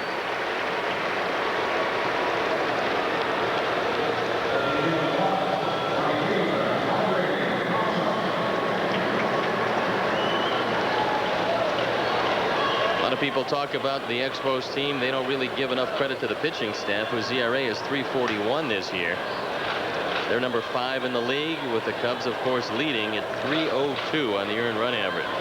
What a job Billy Connors has done. I think, Tom, it's pretty hard for a pitching coach to get a great reputation. I think how pitching coaches do it is with Cy Young Award winners. You hear a lot about Ray Miller. He's had a few in his days in Baltimore. There's Joe Kerrigan, the pitching coach of the Montreal Expos, but it's hard for a pitching coach, and I think Billy Connors is one of the most underrated of all the pitching coaches in the league. Hit hard into deep left center field. Alou on the run at the warning track, leaps and can't get it. Grissom backs him up, but Dawson will go in with his first hit of the game, a double. Very good play here by Marquise Grissom as Andre Dawson with his 16th double of the year. Alou goes back to the padded wall and can't get to it. And if Grissom is not alert on this ball, Andre probably gets a triple. Moises makes the jump against the wall, and there is Marquise Grissom right there with a bare hand grab, and he throws it back in. So another runner at second for the Cubs. They've had 3 there so far in the game. None has scored. Derek May is double to right center and lined hard to Larry Walker in right. Good pitch by Martinez. He knows he's facing a man who's hit the ball off him twice very hard. So he doesn't want to throw him a fastball, throws him a good straight change on the first pitch. He hasn't thrown a lot of those, and Derek was completely fooled by it.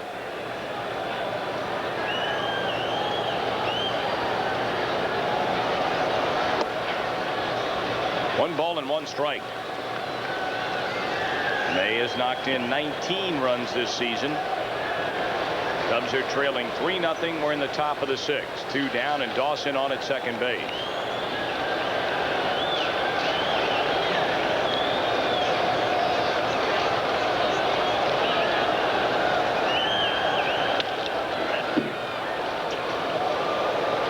That ball girl better watch out down there. She almost caught the ricochet on the side of the head. It came down in a hurry, and that sends Darren Fletcher out to the mound to talk with Dennis Martinez. You know, this farm system over the last few years for Montreal has been very productive, and one of the men that you can point to is a guy by the name of Gary Hughes, who helped put the system together.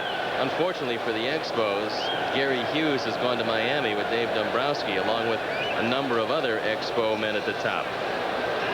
There's Ivan Calderon, a man that they have signed through next year, who's had just more injuries than he knows what to do with this year. 1-2 to Derek May. 2 down, and Dawson at second base. Little floater in the left. This could drop. It will for a hit. Dawson will come on to score. And Derek May knocks in his 20th run of the season with his second hit of the game, and the Cubs have now cut it down to 3-1.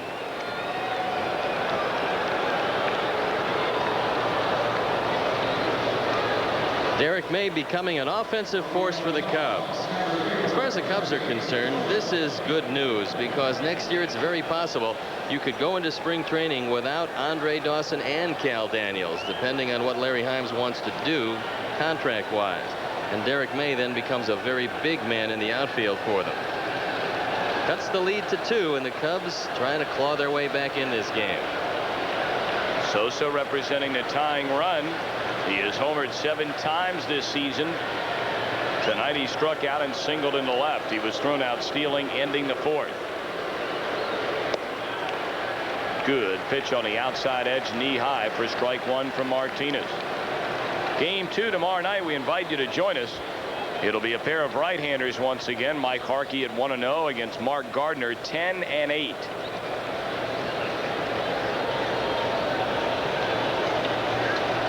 There is the matchup. The Cubs have handled Mark Gardner very well, but he's throwing the ball very well at this point of the season. That'll get through into left field. Another hit. 3 consecutive hits by the Cubs against Martinez.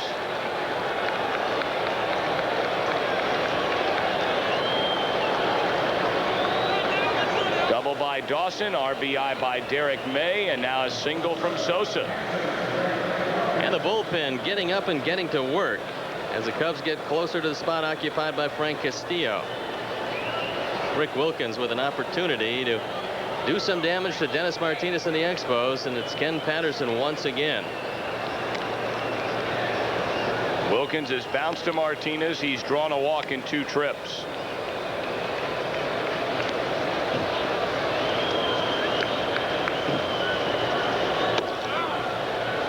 Strike 1 on the outside corner. Wilkins had a tough day yesterday, but that was against David Cohn. Dennis Martinez not too far behind him as far as effectiveness this year, and there's Jeff Becerra. 2 left-handers up in their respective pens. May at second, Sosa at first. Wallach plays behind him over there. And there's a ground ball to Wallach. He'll beat Wilkins to the bag, and the threat goes by the side. 1 run, 3 hits, 2 men left. We go to the bottom of the 6th. 3-1 Montreal. 17 games out of first. Steve Stone back with Tom Brenneman at Olympic Stadium in Montreal. They have not taken the roof off this stadium the entire year. They were hoping around June, July they'd be able to do that. No such luck. Well, they've had such bad weather here, Tom, that if they had taken the roof off, they would have had a number of postponements already. They decided to just leave it up and go from there. And it's working out because they're drawing fans in pretty good numbers. Are they ever? Moises Moises Alou got Montreal on the board in the 4th inning, leading off that frame, as he does here in the 6th with a home run to deep left center field. Peel up to first, and yes, says Mike Winters. Alou went around. No balls and 2 strikes. Well, Tom, I started out the 6th inning by writing a fly ball to right field in Alou's spot here instead of Sandberg, so he could really help me out by flying to right field. I wouldn't have to change my scorebook at all. All of us have been there, including those fans enjoying the game at home tonight that like to keep score. A strikeout swinging also fits very well. I can make it, instead of F9, I can make it KS, no problem. Well, if you wouldn't keep it in pen, you wouldn't have to worry about it. You know what I mean?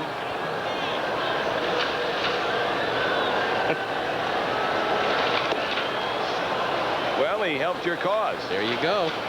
Very easily done. That is his 3rd strikeout tonight by Frank Castillo. 2nd time he's gotten Moises Alou. Good straight change by Frank Castillo, and odds are that this is going to be his last inning. Jim Lefebvre will probably go to the bench when Castillo comes up 2nd in the 7th. The good straight change low and in, and he fools Alou, who had homered in the 4th inning. Larry Walker taking a breaking ball in there for a strike. Walker struck out in the 2nd, doubled to right center field in the 4th, and he was aboard when Wallach hit a home run.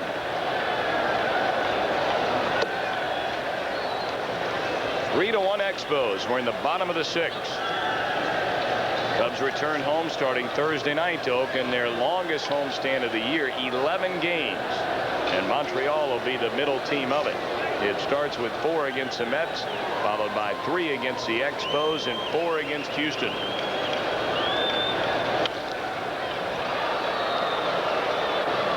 Playable for Vizcaíno. 2 away. That one was way up there. Larry Walker got under it. Vizcaíno put it away easily. Larry Walker missed a full season on the disabled list with a leg problem, and that set him back, but you'd never know it now the way he runs and hits, putting together just an outstanding season.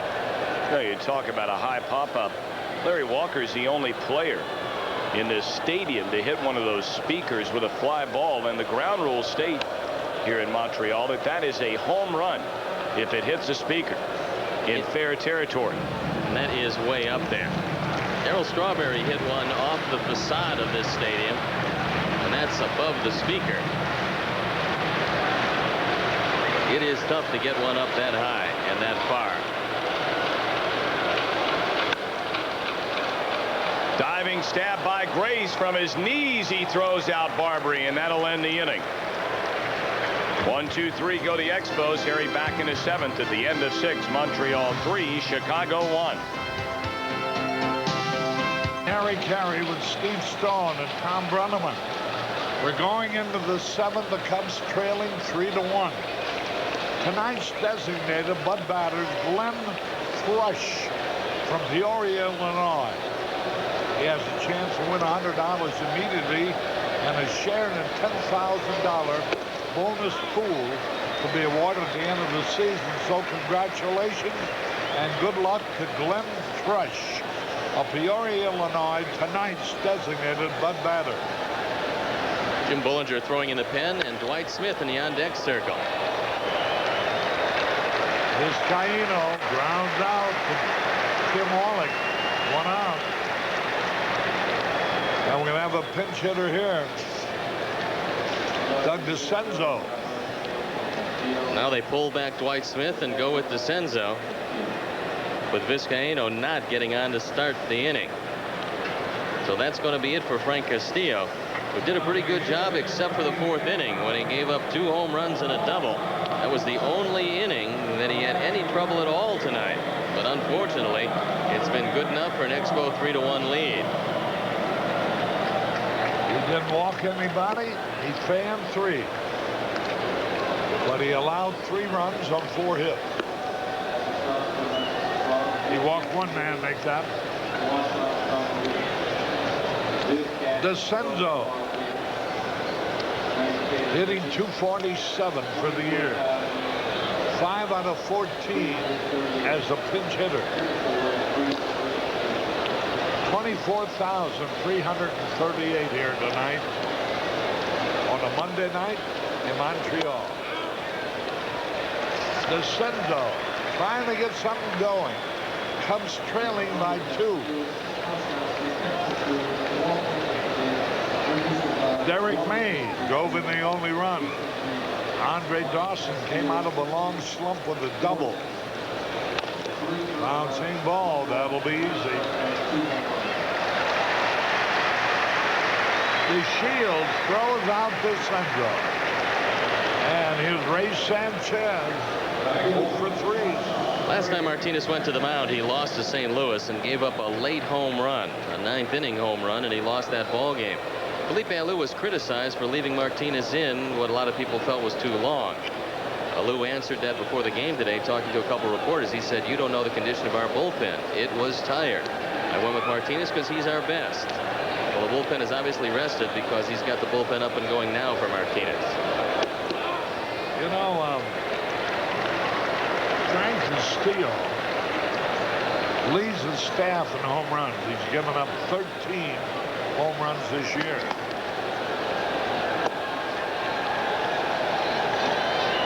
One ball, 1 strike, 2 out. Sandberg waiting on deck.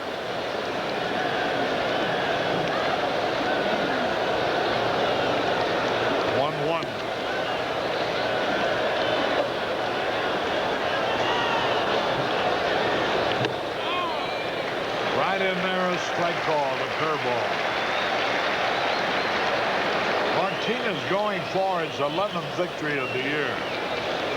An earned run average of 2.98. Outside, 2-2. We're going to have one more chance with Sandberg, Grace, and Dawson. And if anybody gets on, well, then we're sure to go through the low ball. Ball 3, 3-2. We're sure to go through Sandberg, Grace, Dawson, May, Sosa, and Wilkins before the game is over. 3-2 pitch. Ground ball. That ought to be easy. Barberry, it's close, but he gets it. Barberry to Wallach. To end the inning, 1-2-3. We go in the bottom of the 7th. 3-1 Montreal. Now, first call to the bullpen is Jim Bullinger. The record 0-2, the ERA 5.33, on for the 26th time. 25 in the 3rd innings, 25 hits, 20 walks, and only 9 strikeouts. And the 20 walks is troubling to Jim Lefevre. Bullinger has got to start getting the ball over the plate, because with his stuff, which is a very good sinker and a good overhand curve to go with it, he can get a lot of people out. Tim Wallach will lead it off here in the bottom of the 7th. He singled in the 2nd, and then he homered following Walker's double in the 3-run 4th. That's been the big blow of the ball game. The Expos lead by virtue of Wallach's 2-run homer. And they haven't had a hit since then. Jim Bullinger. 1 ball, no strike. Ball too low. Looking ahead will be Sandberg, Grace, and Dawson in the 8th.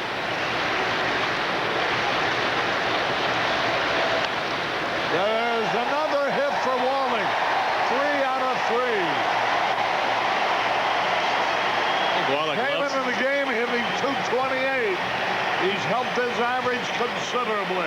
Wallach loves to see the Cubs come to town, because it doesn't matter what he's hitting at any given time. He just torments the Cubs.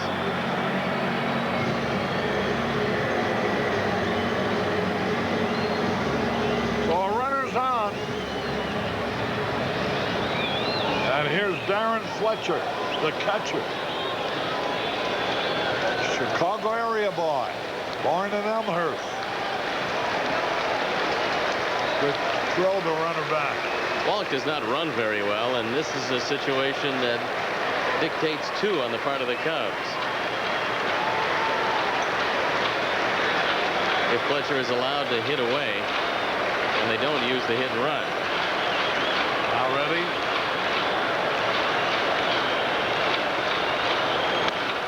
Double play ball. Out at second for 1. Out at first for 2. And Wallach did his darnest trying to take Ray Sanchez out of the double play. Sandberg gets a very quick flip to Sanchez, and then it's easy because Fletcher does not run well. Carex donates $100 to Cubs Care, and Wallach bearing down on Sanchez, but he can't get to him. After that, Cubs get the 2 outs. Will Cordero. His first name is Wilfredo Cordero. He's shortening it down to Will. W-I-L. 20-year-old shortstop. 1 ball, no strike. Bollinger pitches inside. Ball 2. Baltimore leading Detroit 6-1. In the 6th. Cleveland leads the Yankees 6-5 in the 7th. Oakland and Texas no score in the 4th. Cordero out of Mayaguez, Puerto Rico.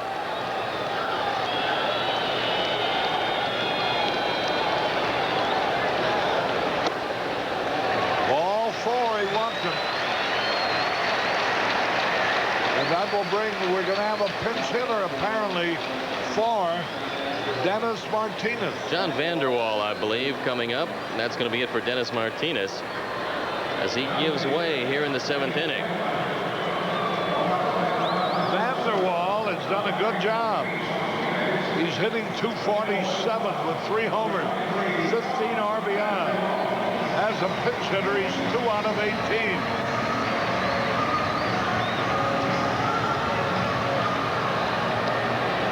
Dennis Martinez talking to the man that helped get him this 3-1 lead, Tim Wallach.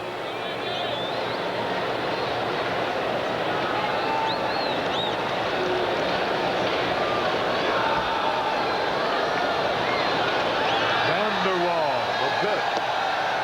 Takes a little bit low. There's a look at El Presidente. Wondering if his teammates can get him another run or so. Vanderwall got some play when Moises Alou went on the disabled list. But with Alou back, it's tough to break into that outfield. Vanderwall out of Grand Rapids, Michigan. He now makes his home in Jenison, Michigan. 1 ball, 1 strike. Martinez is through for the night. 7 brilliant innings. He allowed 1 run on 7 hits. Quick throw to runner back. Alou would like to get through this game without using John Wetland. He's used him 2 days in a row, but just an inning each day, and he's got 23 saves and 55 strikeouts in 49 innings. So his fastballing right-hander might be a little tired.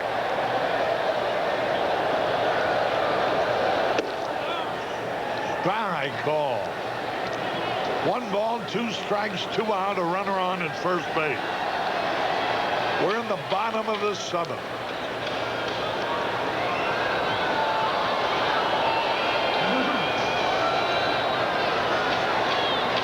Vanderwall, good power. Bouncing ball, he may beat it out. And he does. And that'll give it Delino DeShields a crack with 2 runners on and 2 out. Vanderwall didn't know if it was a fair ball or not. He asked the umpire if it was fair or foul. Mike Winter says you got a base hit, a pinch hit, young man, his 3rd of the year. This is a big situation for the Cubs. They cannot allow Montreal to get any further ahead. DeShields is 0 for 2, drew a walk in the 3rd. Hitting .315 for the year.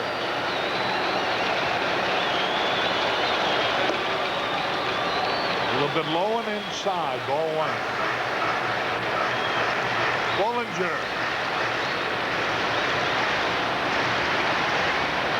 In trouble.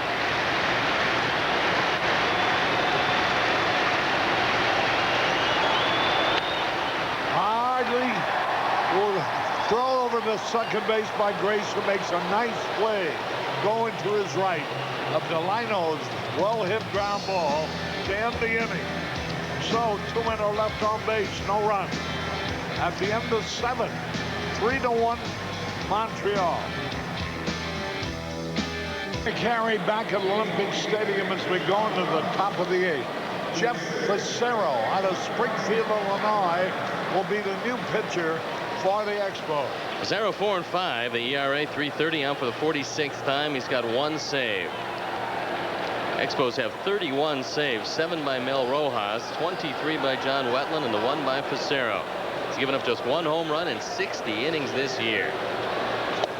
Pitch is low and inside. Facero ranks 2nd in the National League among left-handed relievers in innings pitched, 60, behind Rich Rodriguez of the Padres.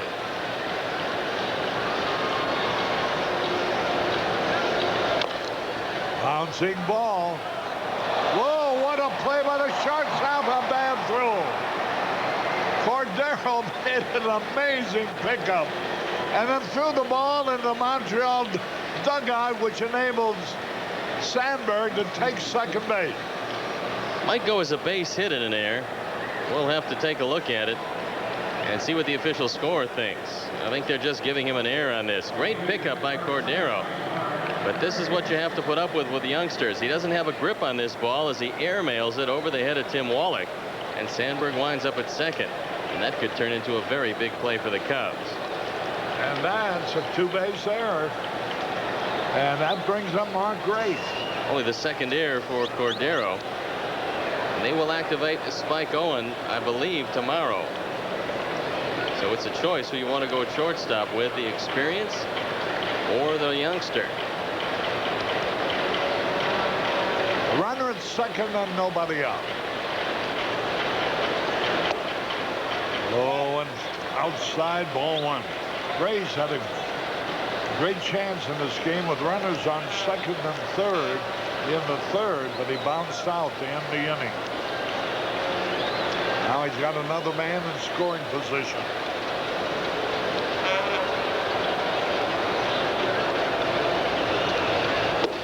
Outside corner for a strike call.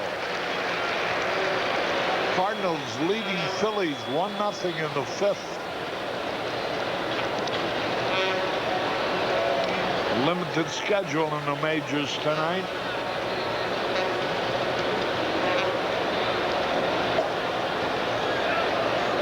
Facero.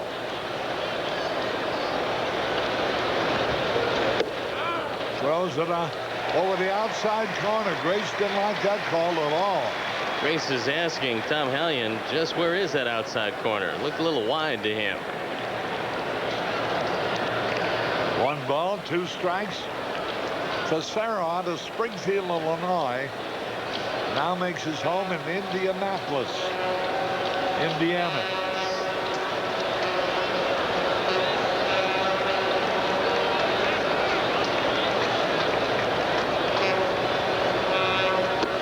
A little bit low.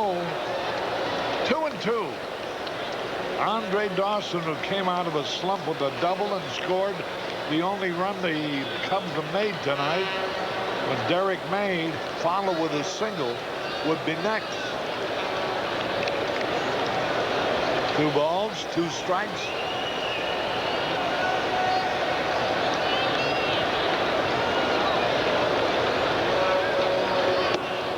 A little bit low, ball 3. 3-2. Sandberg. Cubs trail by 2. Sandberg getting a lead off second. He's a man with a vested Dennis interest in Martinez. this one. 3 balls, 2 strikes.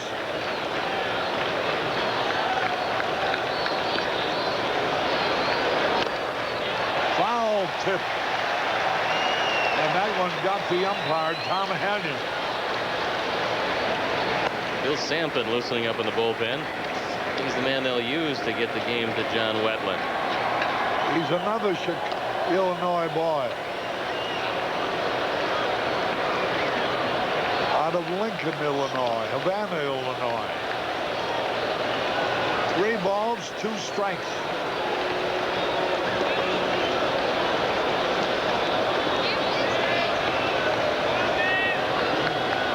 Cesaro taking a lot of time. Andre Dawson would be next.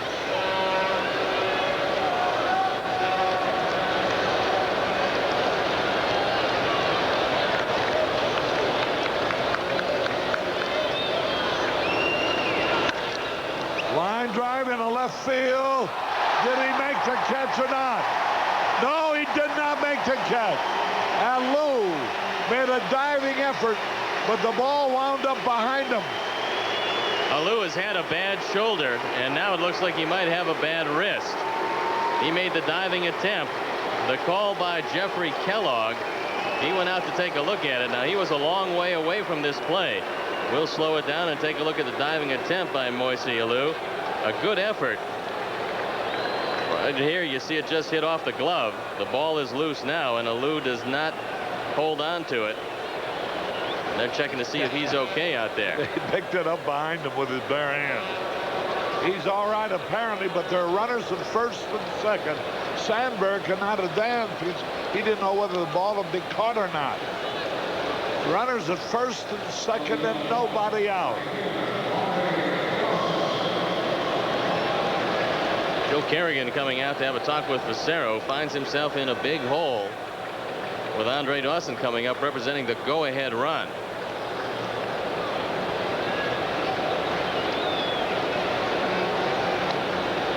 Dawson doubled the left center in the 6th, just barely missing a home run. There's Philippe Alou. Jerry Manuel sitting to his left. That's his infield coach. He's a pretty good infielder in his day. They're heavy with the Latin American talent on this Montreal ball club, and it's good talent. Runners at first and second. Here is Dawson. He smashes one but foul. The ball girl down the left field line turned her back to home plate. She didn't want any part of that drive. She's a left-to-left fielder retriever. You can understand that, as hard as that ball came down there. Barbary is fairly close to the line, but not on the line for Dawson.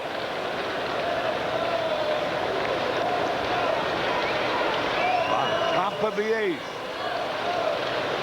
3-1 Montreal. Ground ball up the middle, a base hit, a run on to score. Here's Sandberg racing for the plate. And Grissom very wisely held that ball right and took no chance on throwing it to the plate to keep the tying run from going to third. 3-2 now. Andre Dawson, who thought he got his 55th run batted in the rained-out game in New York, finally gets his 55th run batted in with that single up the middle, and the Cubs pull within 1.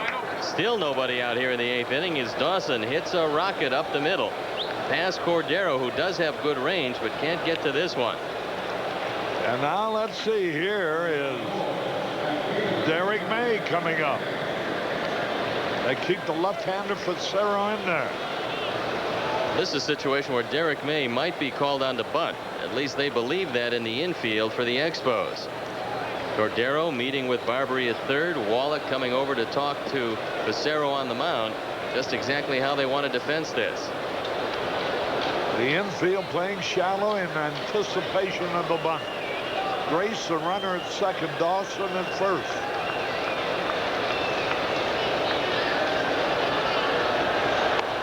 He bunts but foul. They have the wheel going. The shortstop going over to cover third. Third baseman Barbary charging the plate. So was the first baseman Tim Wallach. Delano DeShields is breaking for first. Derek May only has one sacrifice this year. If Jim Lefebvre thinks he's going to have some trouble laying it down, he could use either a hit and run or just let him plain swing away with everybody in the infield moving.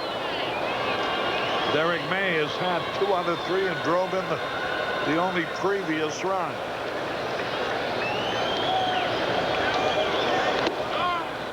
Strike call. And that's about the last thing you want to do in a bunt situation when you're asked to bunt, is take one right down the middle.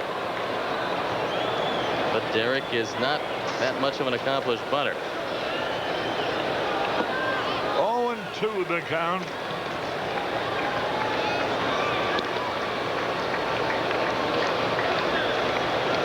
May digging in.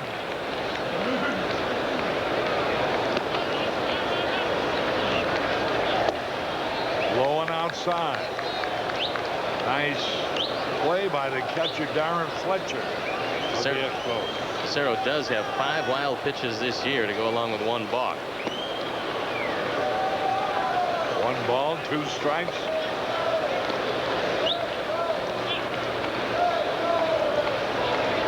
The pitch. Struck him out.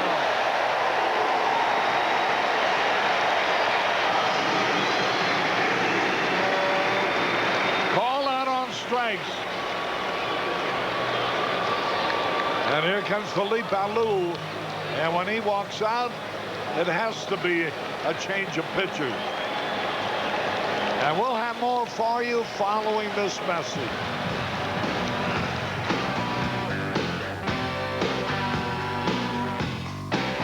Sampson will be the new pitcher. And his record, he's 1 none, lost 3, and doesn't have a save. Last year he started 8 games for the Expos. This year he's only started 1. This is his 40th appearance. The ERA 2.98. He's been used exclusively in the middle this year. 57 in the 3rd innings, giving up 4 home runs, giving up 55 hits. He's not a strikeout pitcher, as the 23 strikeouts and 27 walks would indicate. So he inherits runners at 1st and 2nd with 1 out. And red-hot Sammy Sosa coming up, and there's a look at Bob Scanlon getting loose. Sampson was born in Lincoln, Illinois. Now makes his home in Havana, Illinois. Jeff Fassaro, who he has just replaced, was born in Springfield, Illinois. Yosh Guano there in your screen, so it must be a big game if Yosh is out looking at it. Now ready. Sam Sosa, 2 out of 3. Runners at 1st and 2nd.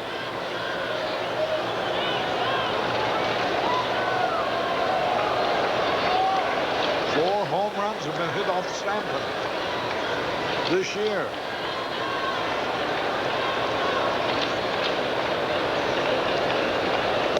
Whoa, almost hit him. Sampson does not throw overly hard. He is a sinker baller, and that's probably one of the reasons why Felipe Alou went to him. Nobody up in the bullpen, so at least at this point it's Sampson against the world. The outfield straight away. Cubs trailing by a run. 3-2. Grace at 2nd, Dawson at 1st. Swung and he missed. A curveball by 1.5 feet.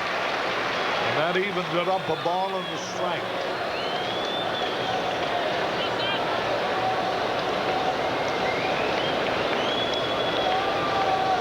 Sammy getting set. The tying run at 2nd, the go-ahead run at 1st. Bill Sampson.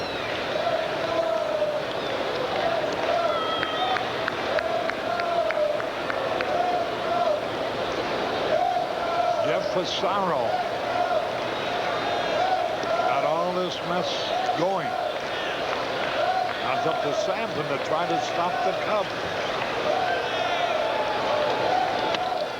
Ground ball. Might get a double play, and they do. From Barbary to DeShields to Wallach to end the inning. 1 run, 2 hits, 1 error, 1 left. We go in the bottom of the 8th. Montreal leading 3-2. Let's pause here for station identification. This is WGN TV Chicago, America's #1 sports station. Remember, the 9 o'clock news will follow the ball game. Here's Grissom to lead it off. First pitch, fly ball, will be caught. Dawson is there.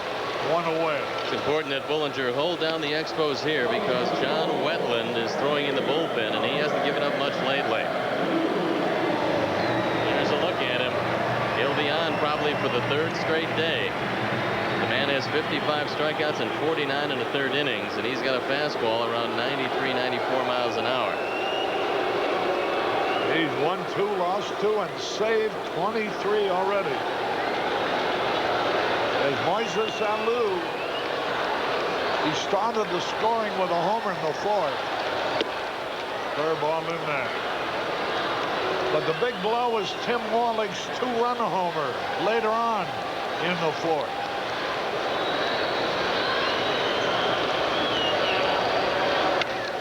Line drive right at Sandberg. He caught it in the air, held the ball aloft, didn't throw to first. 2 gone. 2 pitches, 2 out. Lou hit that ball very hard. Sandberg able to grab it, and he's still feeling the effects of it. There's Larry Walker. 1 out of 3. Boy, a great job. Turned in by Bill Sampson. Getting Sammy Sosa to hit into a double play. The ball had to be hit sharply, but Barbary fielded on the big hop. Fired to the Shields, who relayed to first, barely giving Sosa.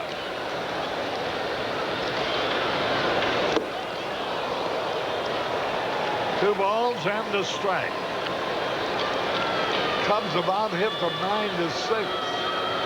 But in the vital run department, it's Montreal 3, Chicago 2.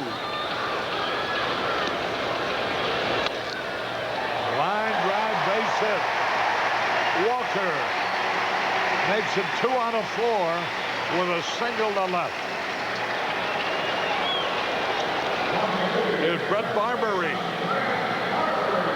Chuck McElroy loosening up. Barbary, a much better hitter from the left side, hitting 90 points higher as a left-hand hitter than a right-hand hitter.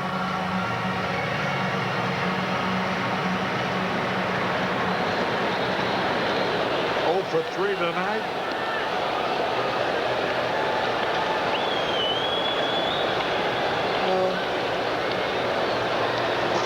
In the 9th for the Cubs, Wilkins, Vizcaino, and the pitcher,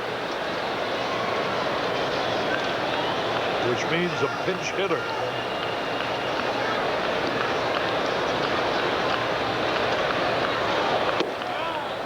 There's a strike call. Cleveland leads the Yankees at Yankee Stadium 6-5 in the 8th. Oakland leading at Texas 2-0 in the 5th. Cardinals leading the Phillies 2-0 in the 6th. Curve strike call over the outside corner. Looks like Canyon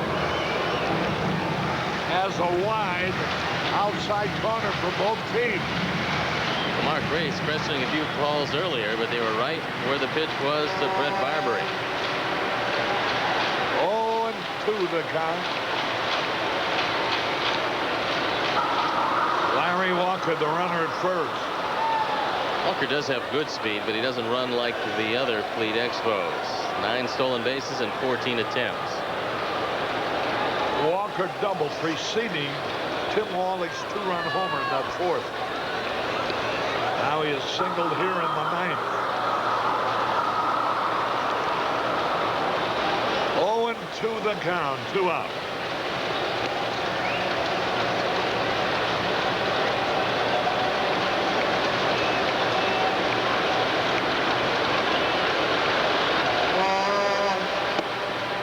Moved it outside, 1-2. Quick look as will look over for some help. Occasionally, they will call some pitches from the bench. Not often, but many times in tough situations. Now ready, 1 ball, 2 strikes. There goes the runner. There's the throw. He is out trying to steal. from Wilkins to Sanchez. So, one hit, nobody. Anyhow, it would have been, the inning was over anyway. It would have been strike 3. And now at the end of 8, the score, Montreal 3, the Cubs 2. Harry back in Montreal. The producer director of Cubs baseball is Arnie Harris. The guardian producer is Bill Barson. And our associate producer, Joe Carneal. John Wetland, their ace relief man, comes in for the Expos. And what a month of July he had. 2 wins and 10 saves in 12 appearances in the month of July. He comes into this one looking for save number 24. On occasion, he will get wild if the Cubs let him. First pitch a little bit inside. Rick Wilkins. Wetlands permitted 3 home runs to be hit. 23 saves. There goes a fly ball to the right center field, and it's a base hit. And so Wilkins starts the 9th inning. Boy, oh boy, they make some great plays on pickups. That ball easily could have gotten away and rolled to the wall. But Grissom made a fine pickup. Watch this. Well, they're not a good defensive club in the infield, but they are outstanding in the outfield. What a pickup by Grissom. And he takes a gamble on this ball. If he doesn't come up with it, it's going to be a 3-base hit because Alou is not close to backing him up. What a fine pickup. Wilkins held at first. Here now, Vizcaino, nothing out of 3, struck out twice. Dwight Smith pinch hitting for him. First pitch is low and outside. Smith is batting for Vizcaino. Well, it could be that Wetland is a little tired. This is a converted starter who moved into short relief this year, and this is his 3rd day of work in a row. Cal Daniels is going to be a pinch hitter next. 1 ball, 1 strike now. The Dodgers paid a tremendous price for Eric Davis. They paid Tim Belcher and John Wetland to Cincinnati. Wetland moved here to Montreal for Dave Martinez. And both Belcher and Wetland having pretty good seasons, and wouldn't the Dodgers like to have them back?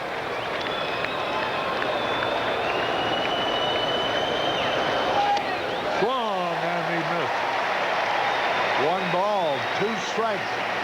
White's going to have some trouble hitting the fastball inside by Wetland if he throws another one there, because he can be overpowering. And White has some problems in there.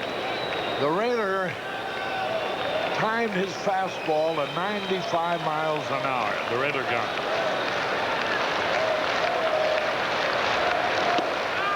Struck him out. Dwight Smith apparently thought it was low. That one was 97 miles an hour. You don't see velocity like this unless you're looking at Rob Dibble throwing from the right side. Fletcher wanted it out there. Wetland got it out there. And Tom Hallion with the emphatic call. Here's Cal Daniels coming out as a pinch hitter.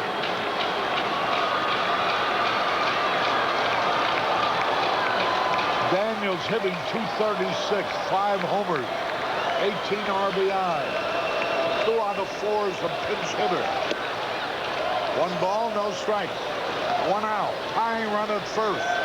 Wetland does have 4 wild pitches this year.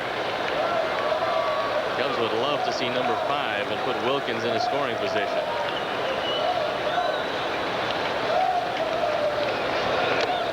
He had a cut and he missed. 1 ball, 1 strike. Cubs have lost 2 out of 3 in New York. Facing the red-hot Expos. Trailing 3-2 with 1 out, 1 on in the 9th. A slider a little bit outside. He changed speeds a little bit on that one.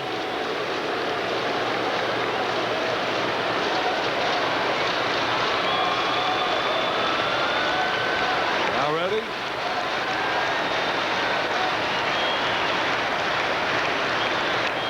Had a good cut, fouled it back. 2-2. Sanchez would be next.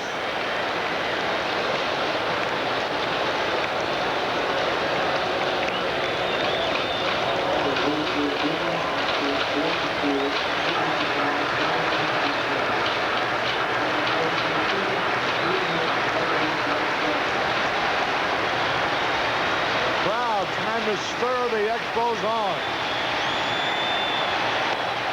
A little bit inside. And high. And it's 3-2.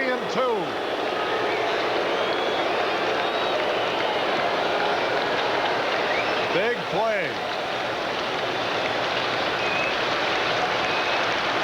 Wilkins the lead. The pitch. Stretch him out.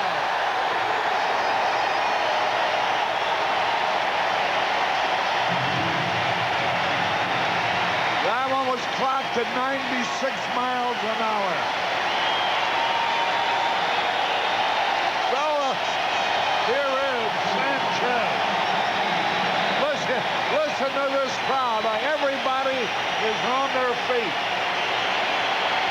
They got pennant fever in Canada and in Montreal.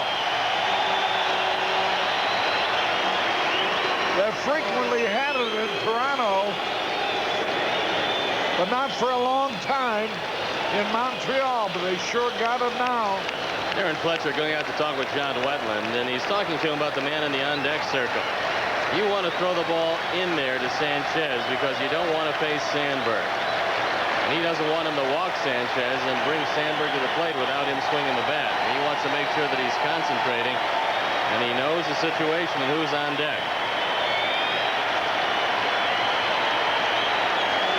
One ball, no strikes.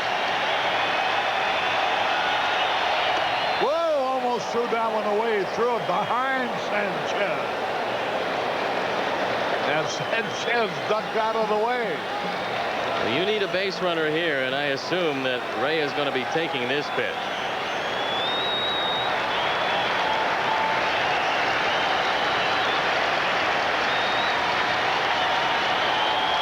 Ball 3. 3 balls, no strikes, 2 out, 1 on. Sandberg waiting on deck. He has scored one of the 2 runs, and he's had a double.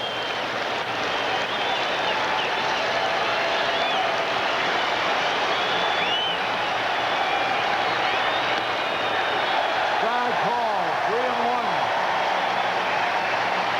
Sanchez looking at Chuck Cartier with the green light, 3-1.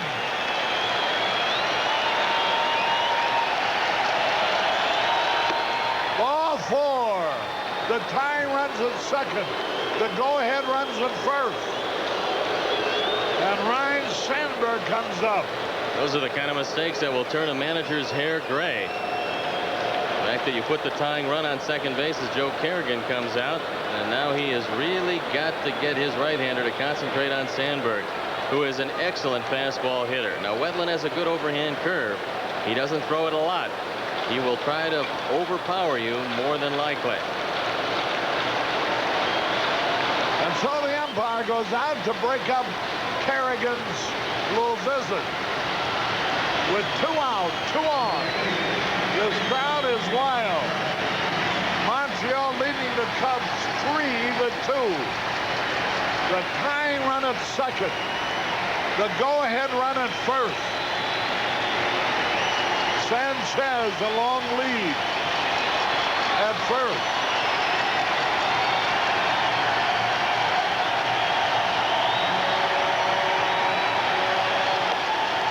Strike call over the inside corner. He went to the curveball first pitch, and he got it over the plate. And that sets up a whole different at-bat for Ryan Sandberg. DeShields is playing very deep. Short right center. Oh, he fouled it back. And now Wetland is ahead 0-2. Shooting for his 24th save of the year.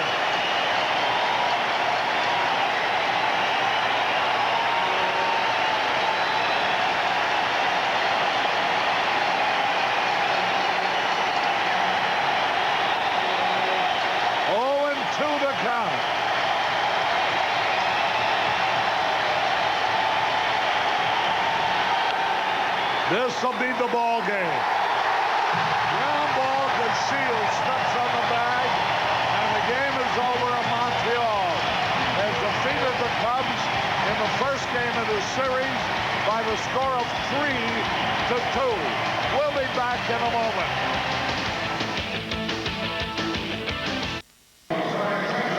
The totals for Montreal: 3 runs, 7 hits, 1 error. The winning pitcher is Dennis Martinez. He now has won 11 and lost 10. John Wetland, he gets the save, number 24 for the year. For the Cubs, 2 runs, 10 hits, no errors. Frank Castillo is the loser. He now has won 6 and lost 8. Now the Budweiser play of the night. There can be no doubt about this. A winning blow with 1 on and 1-0 Montreal. The 200th home run of Tim Wallach's career iced up this ball game for the Montreal Expos. That was the Budweiser play of the night. We'll be back in a moment.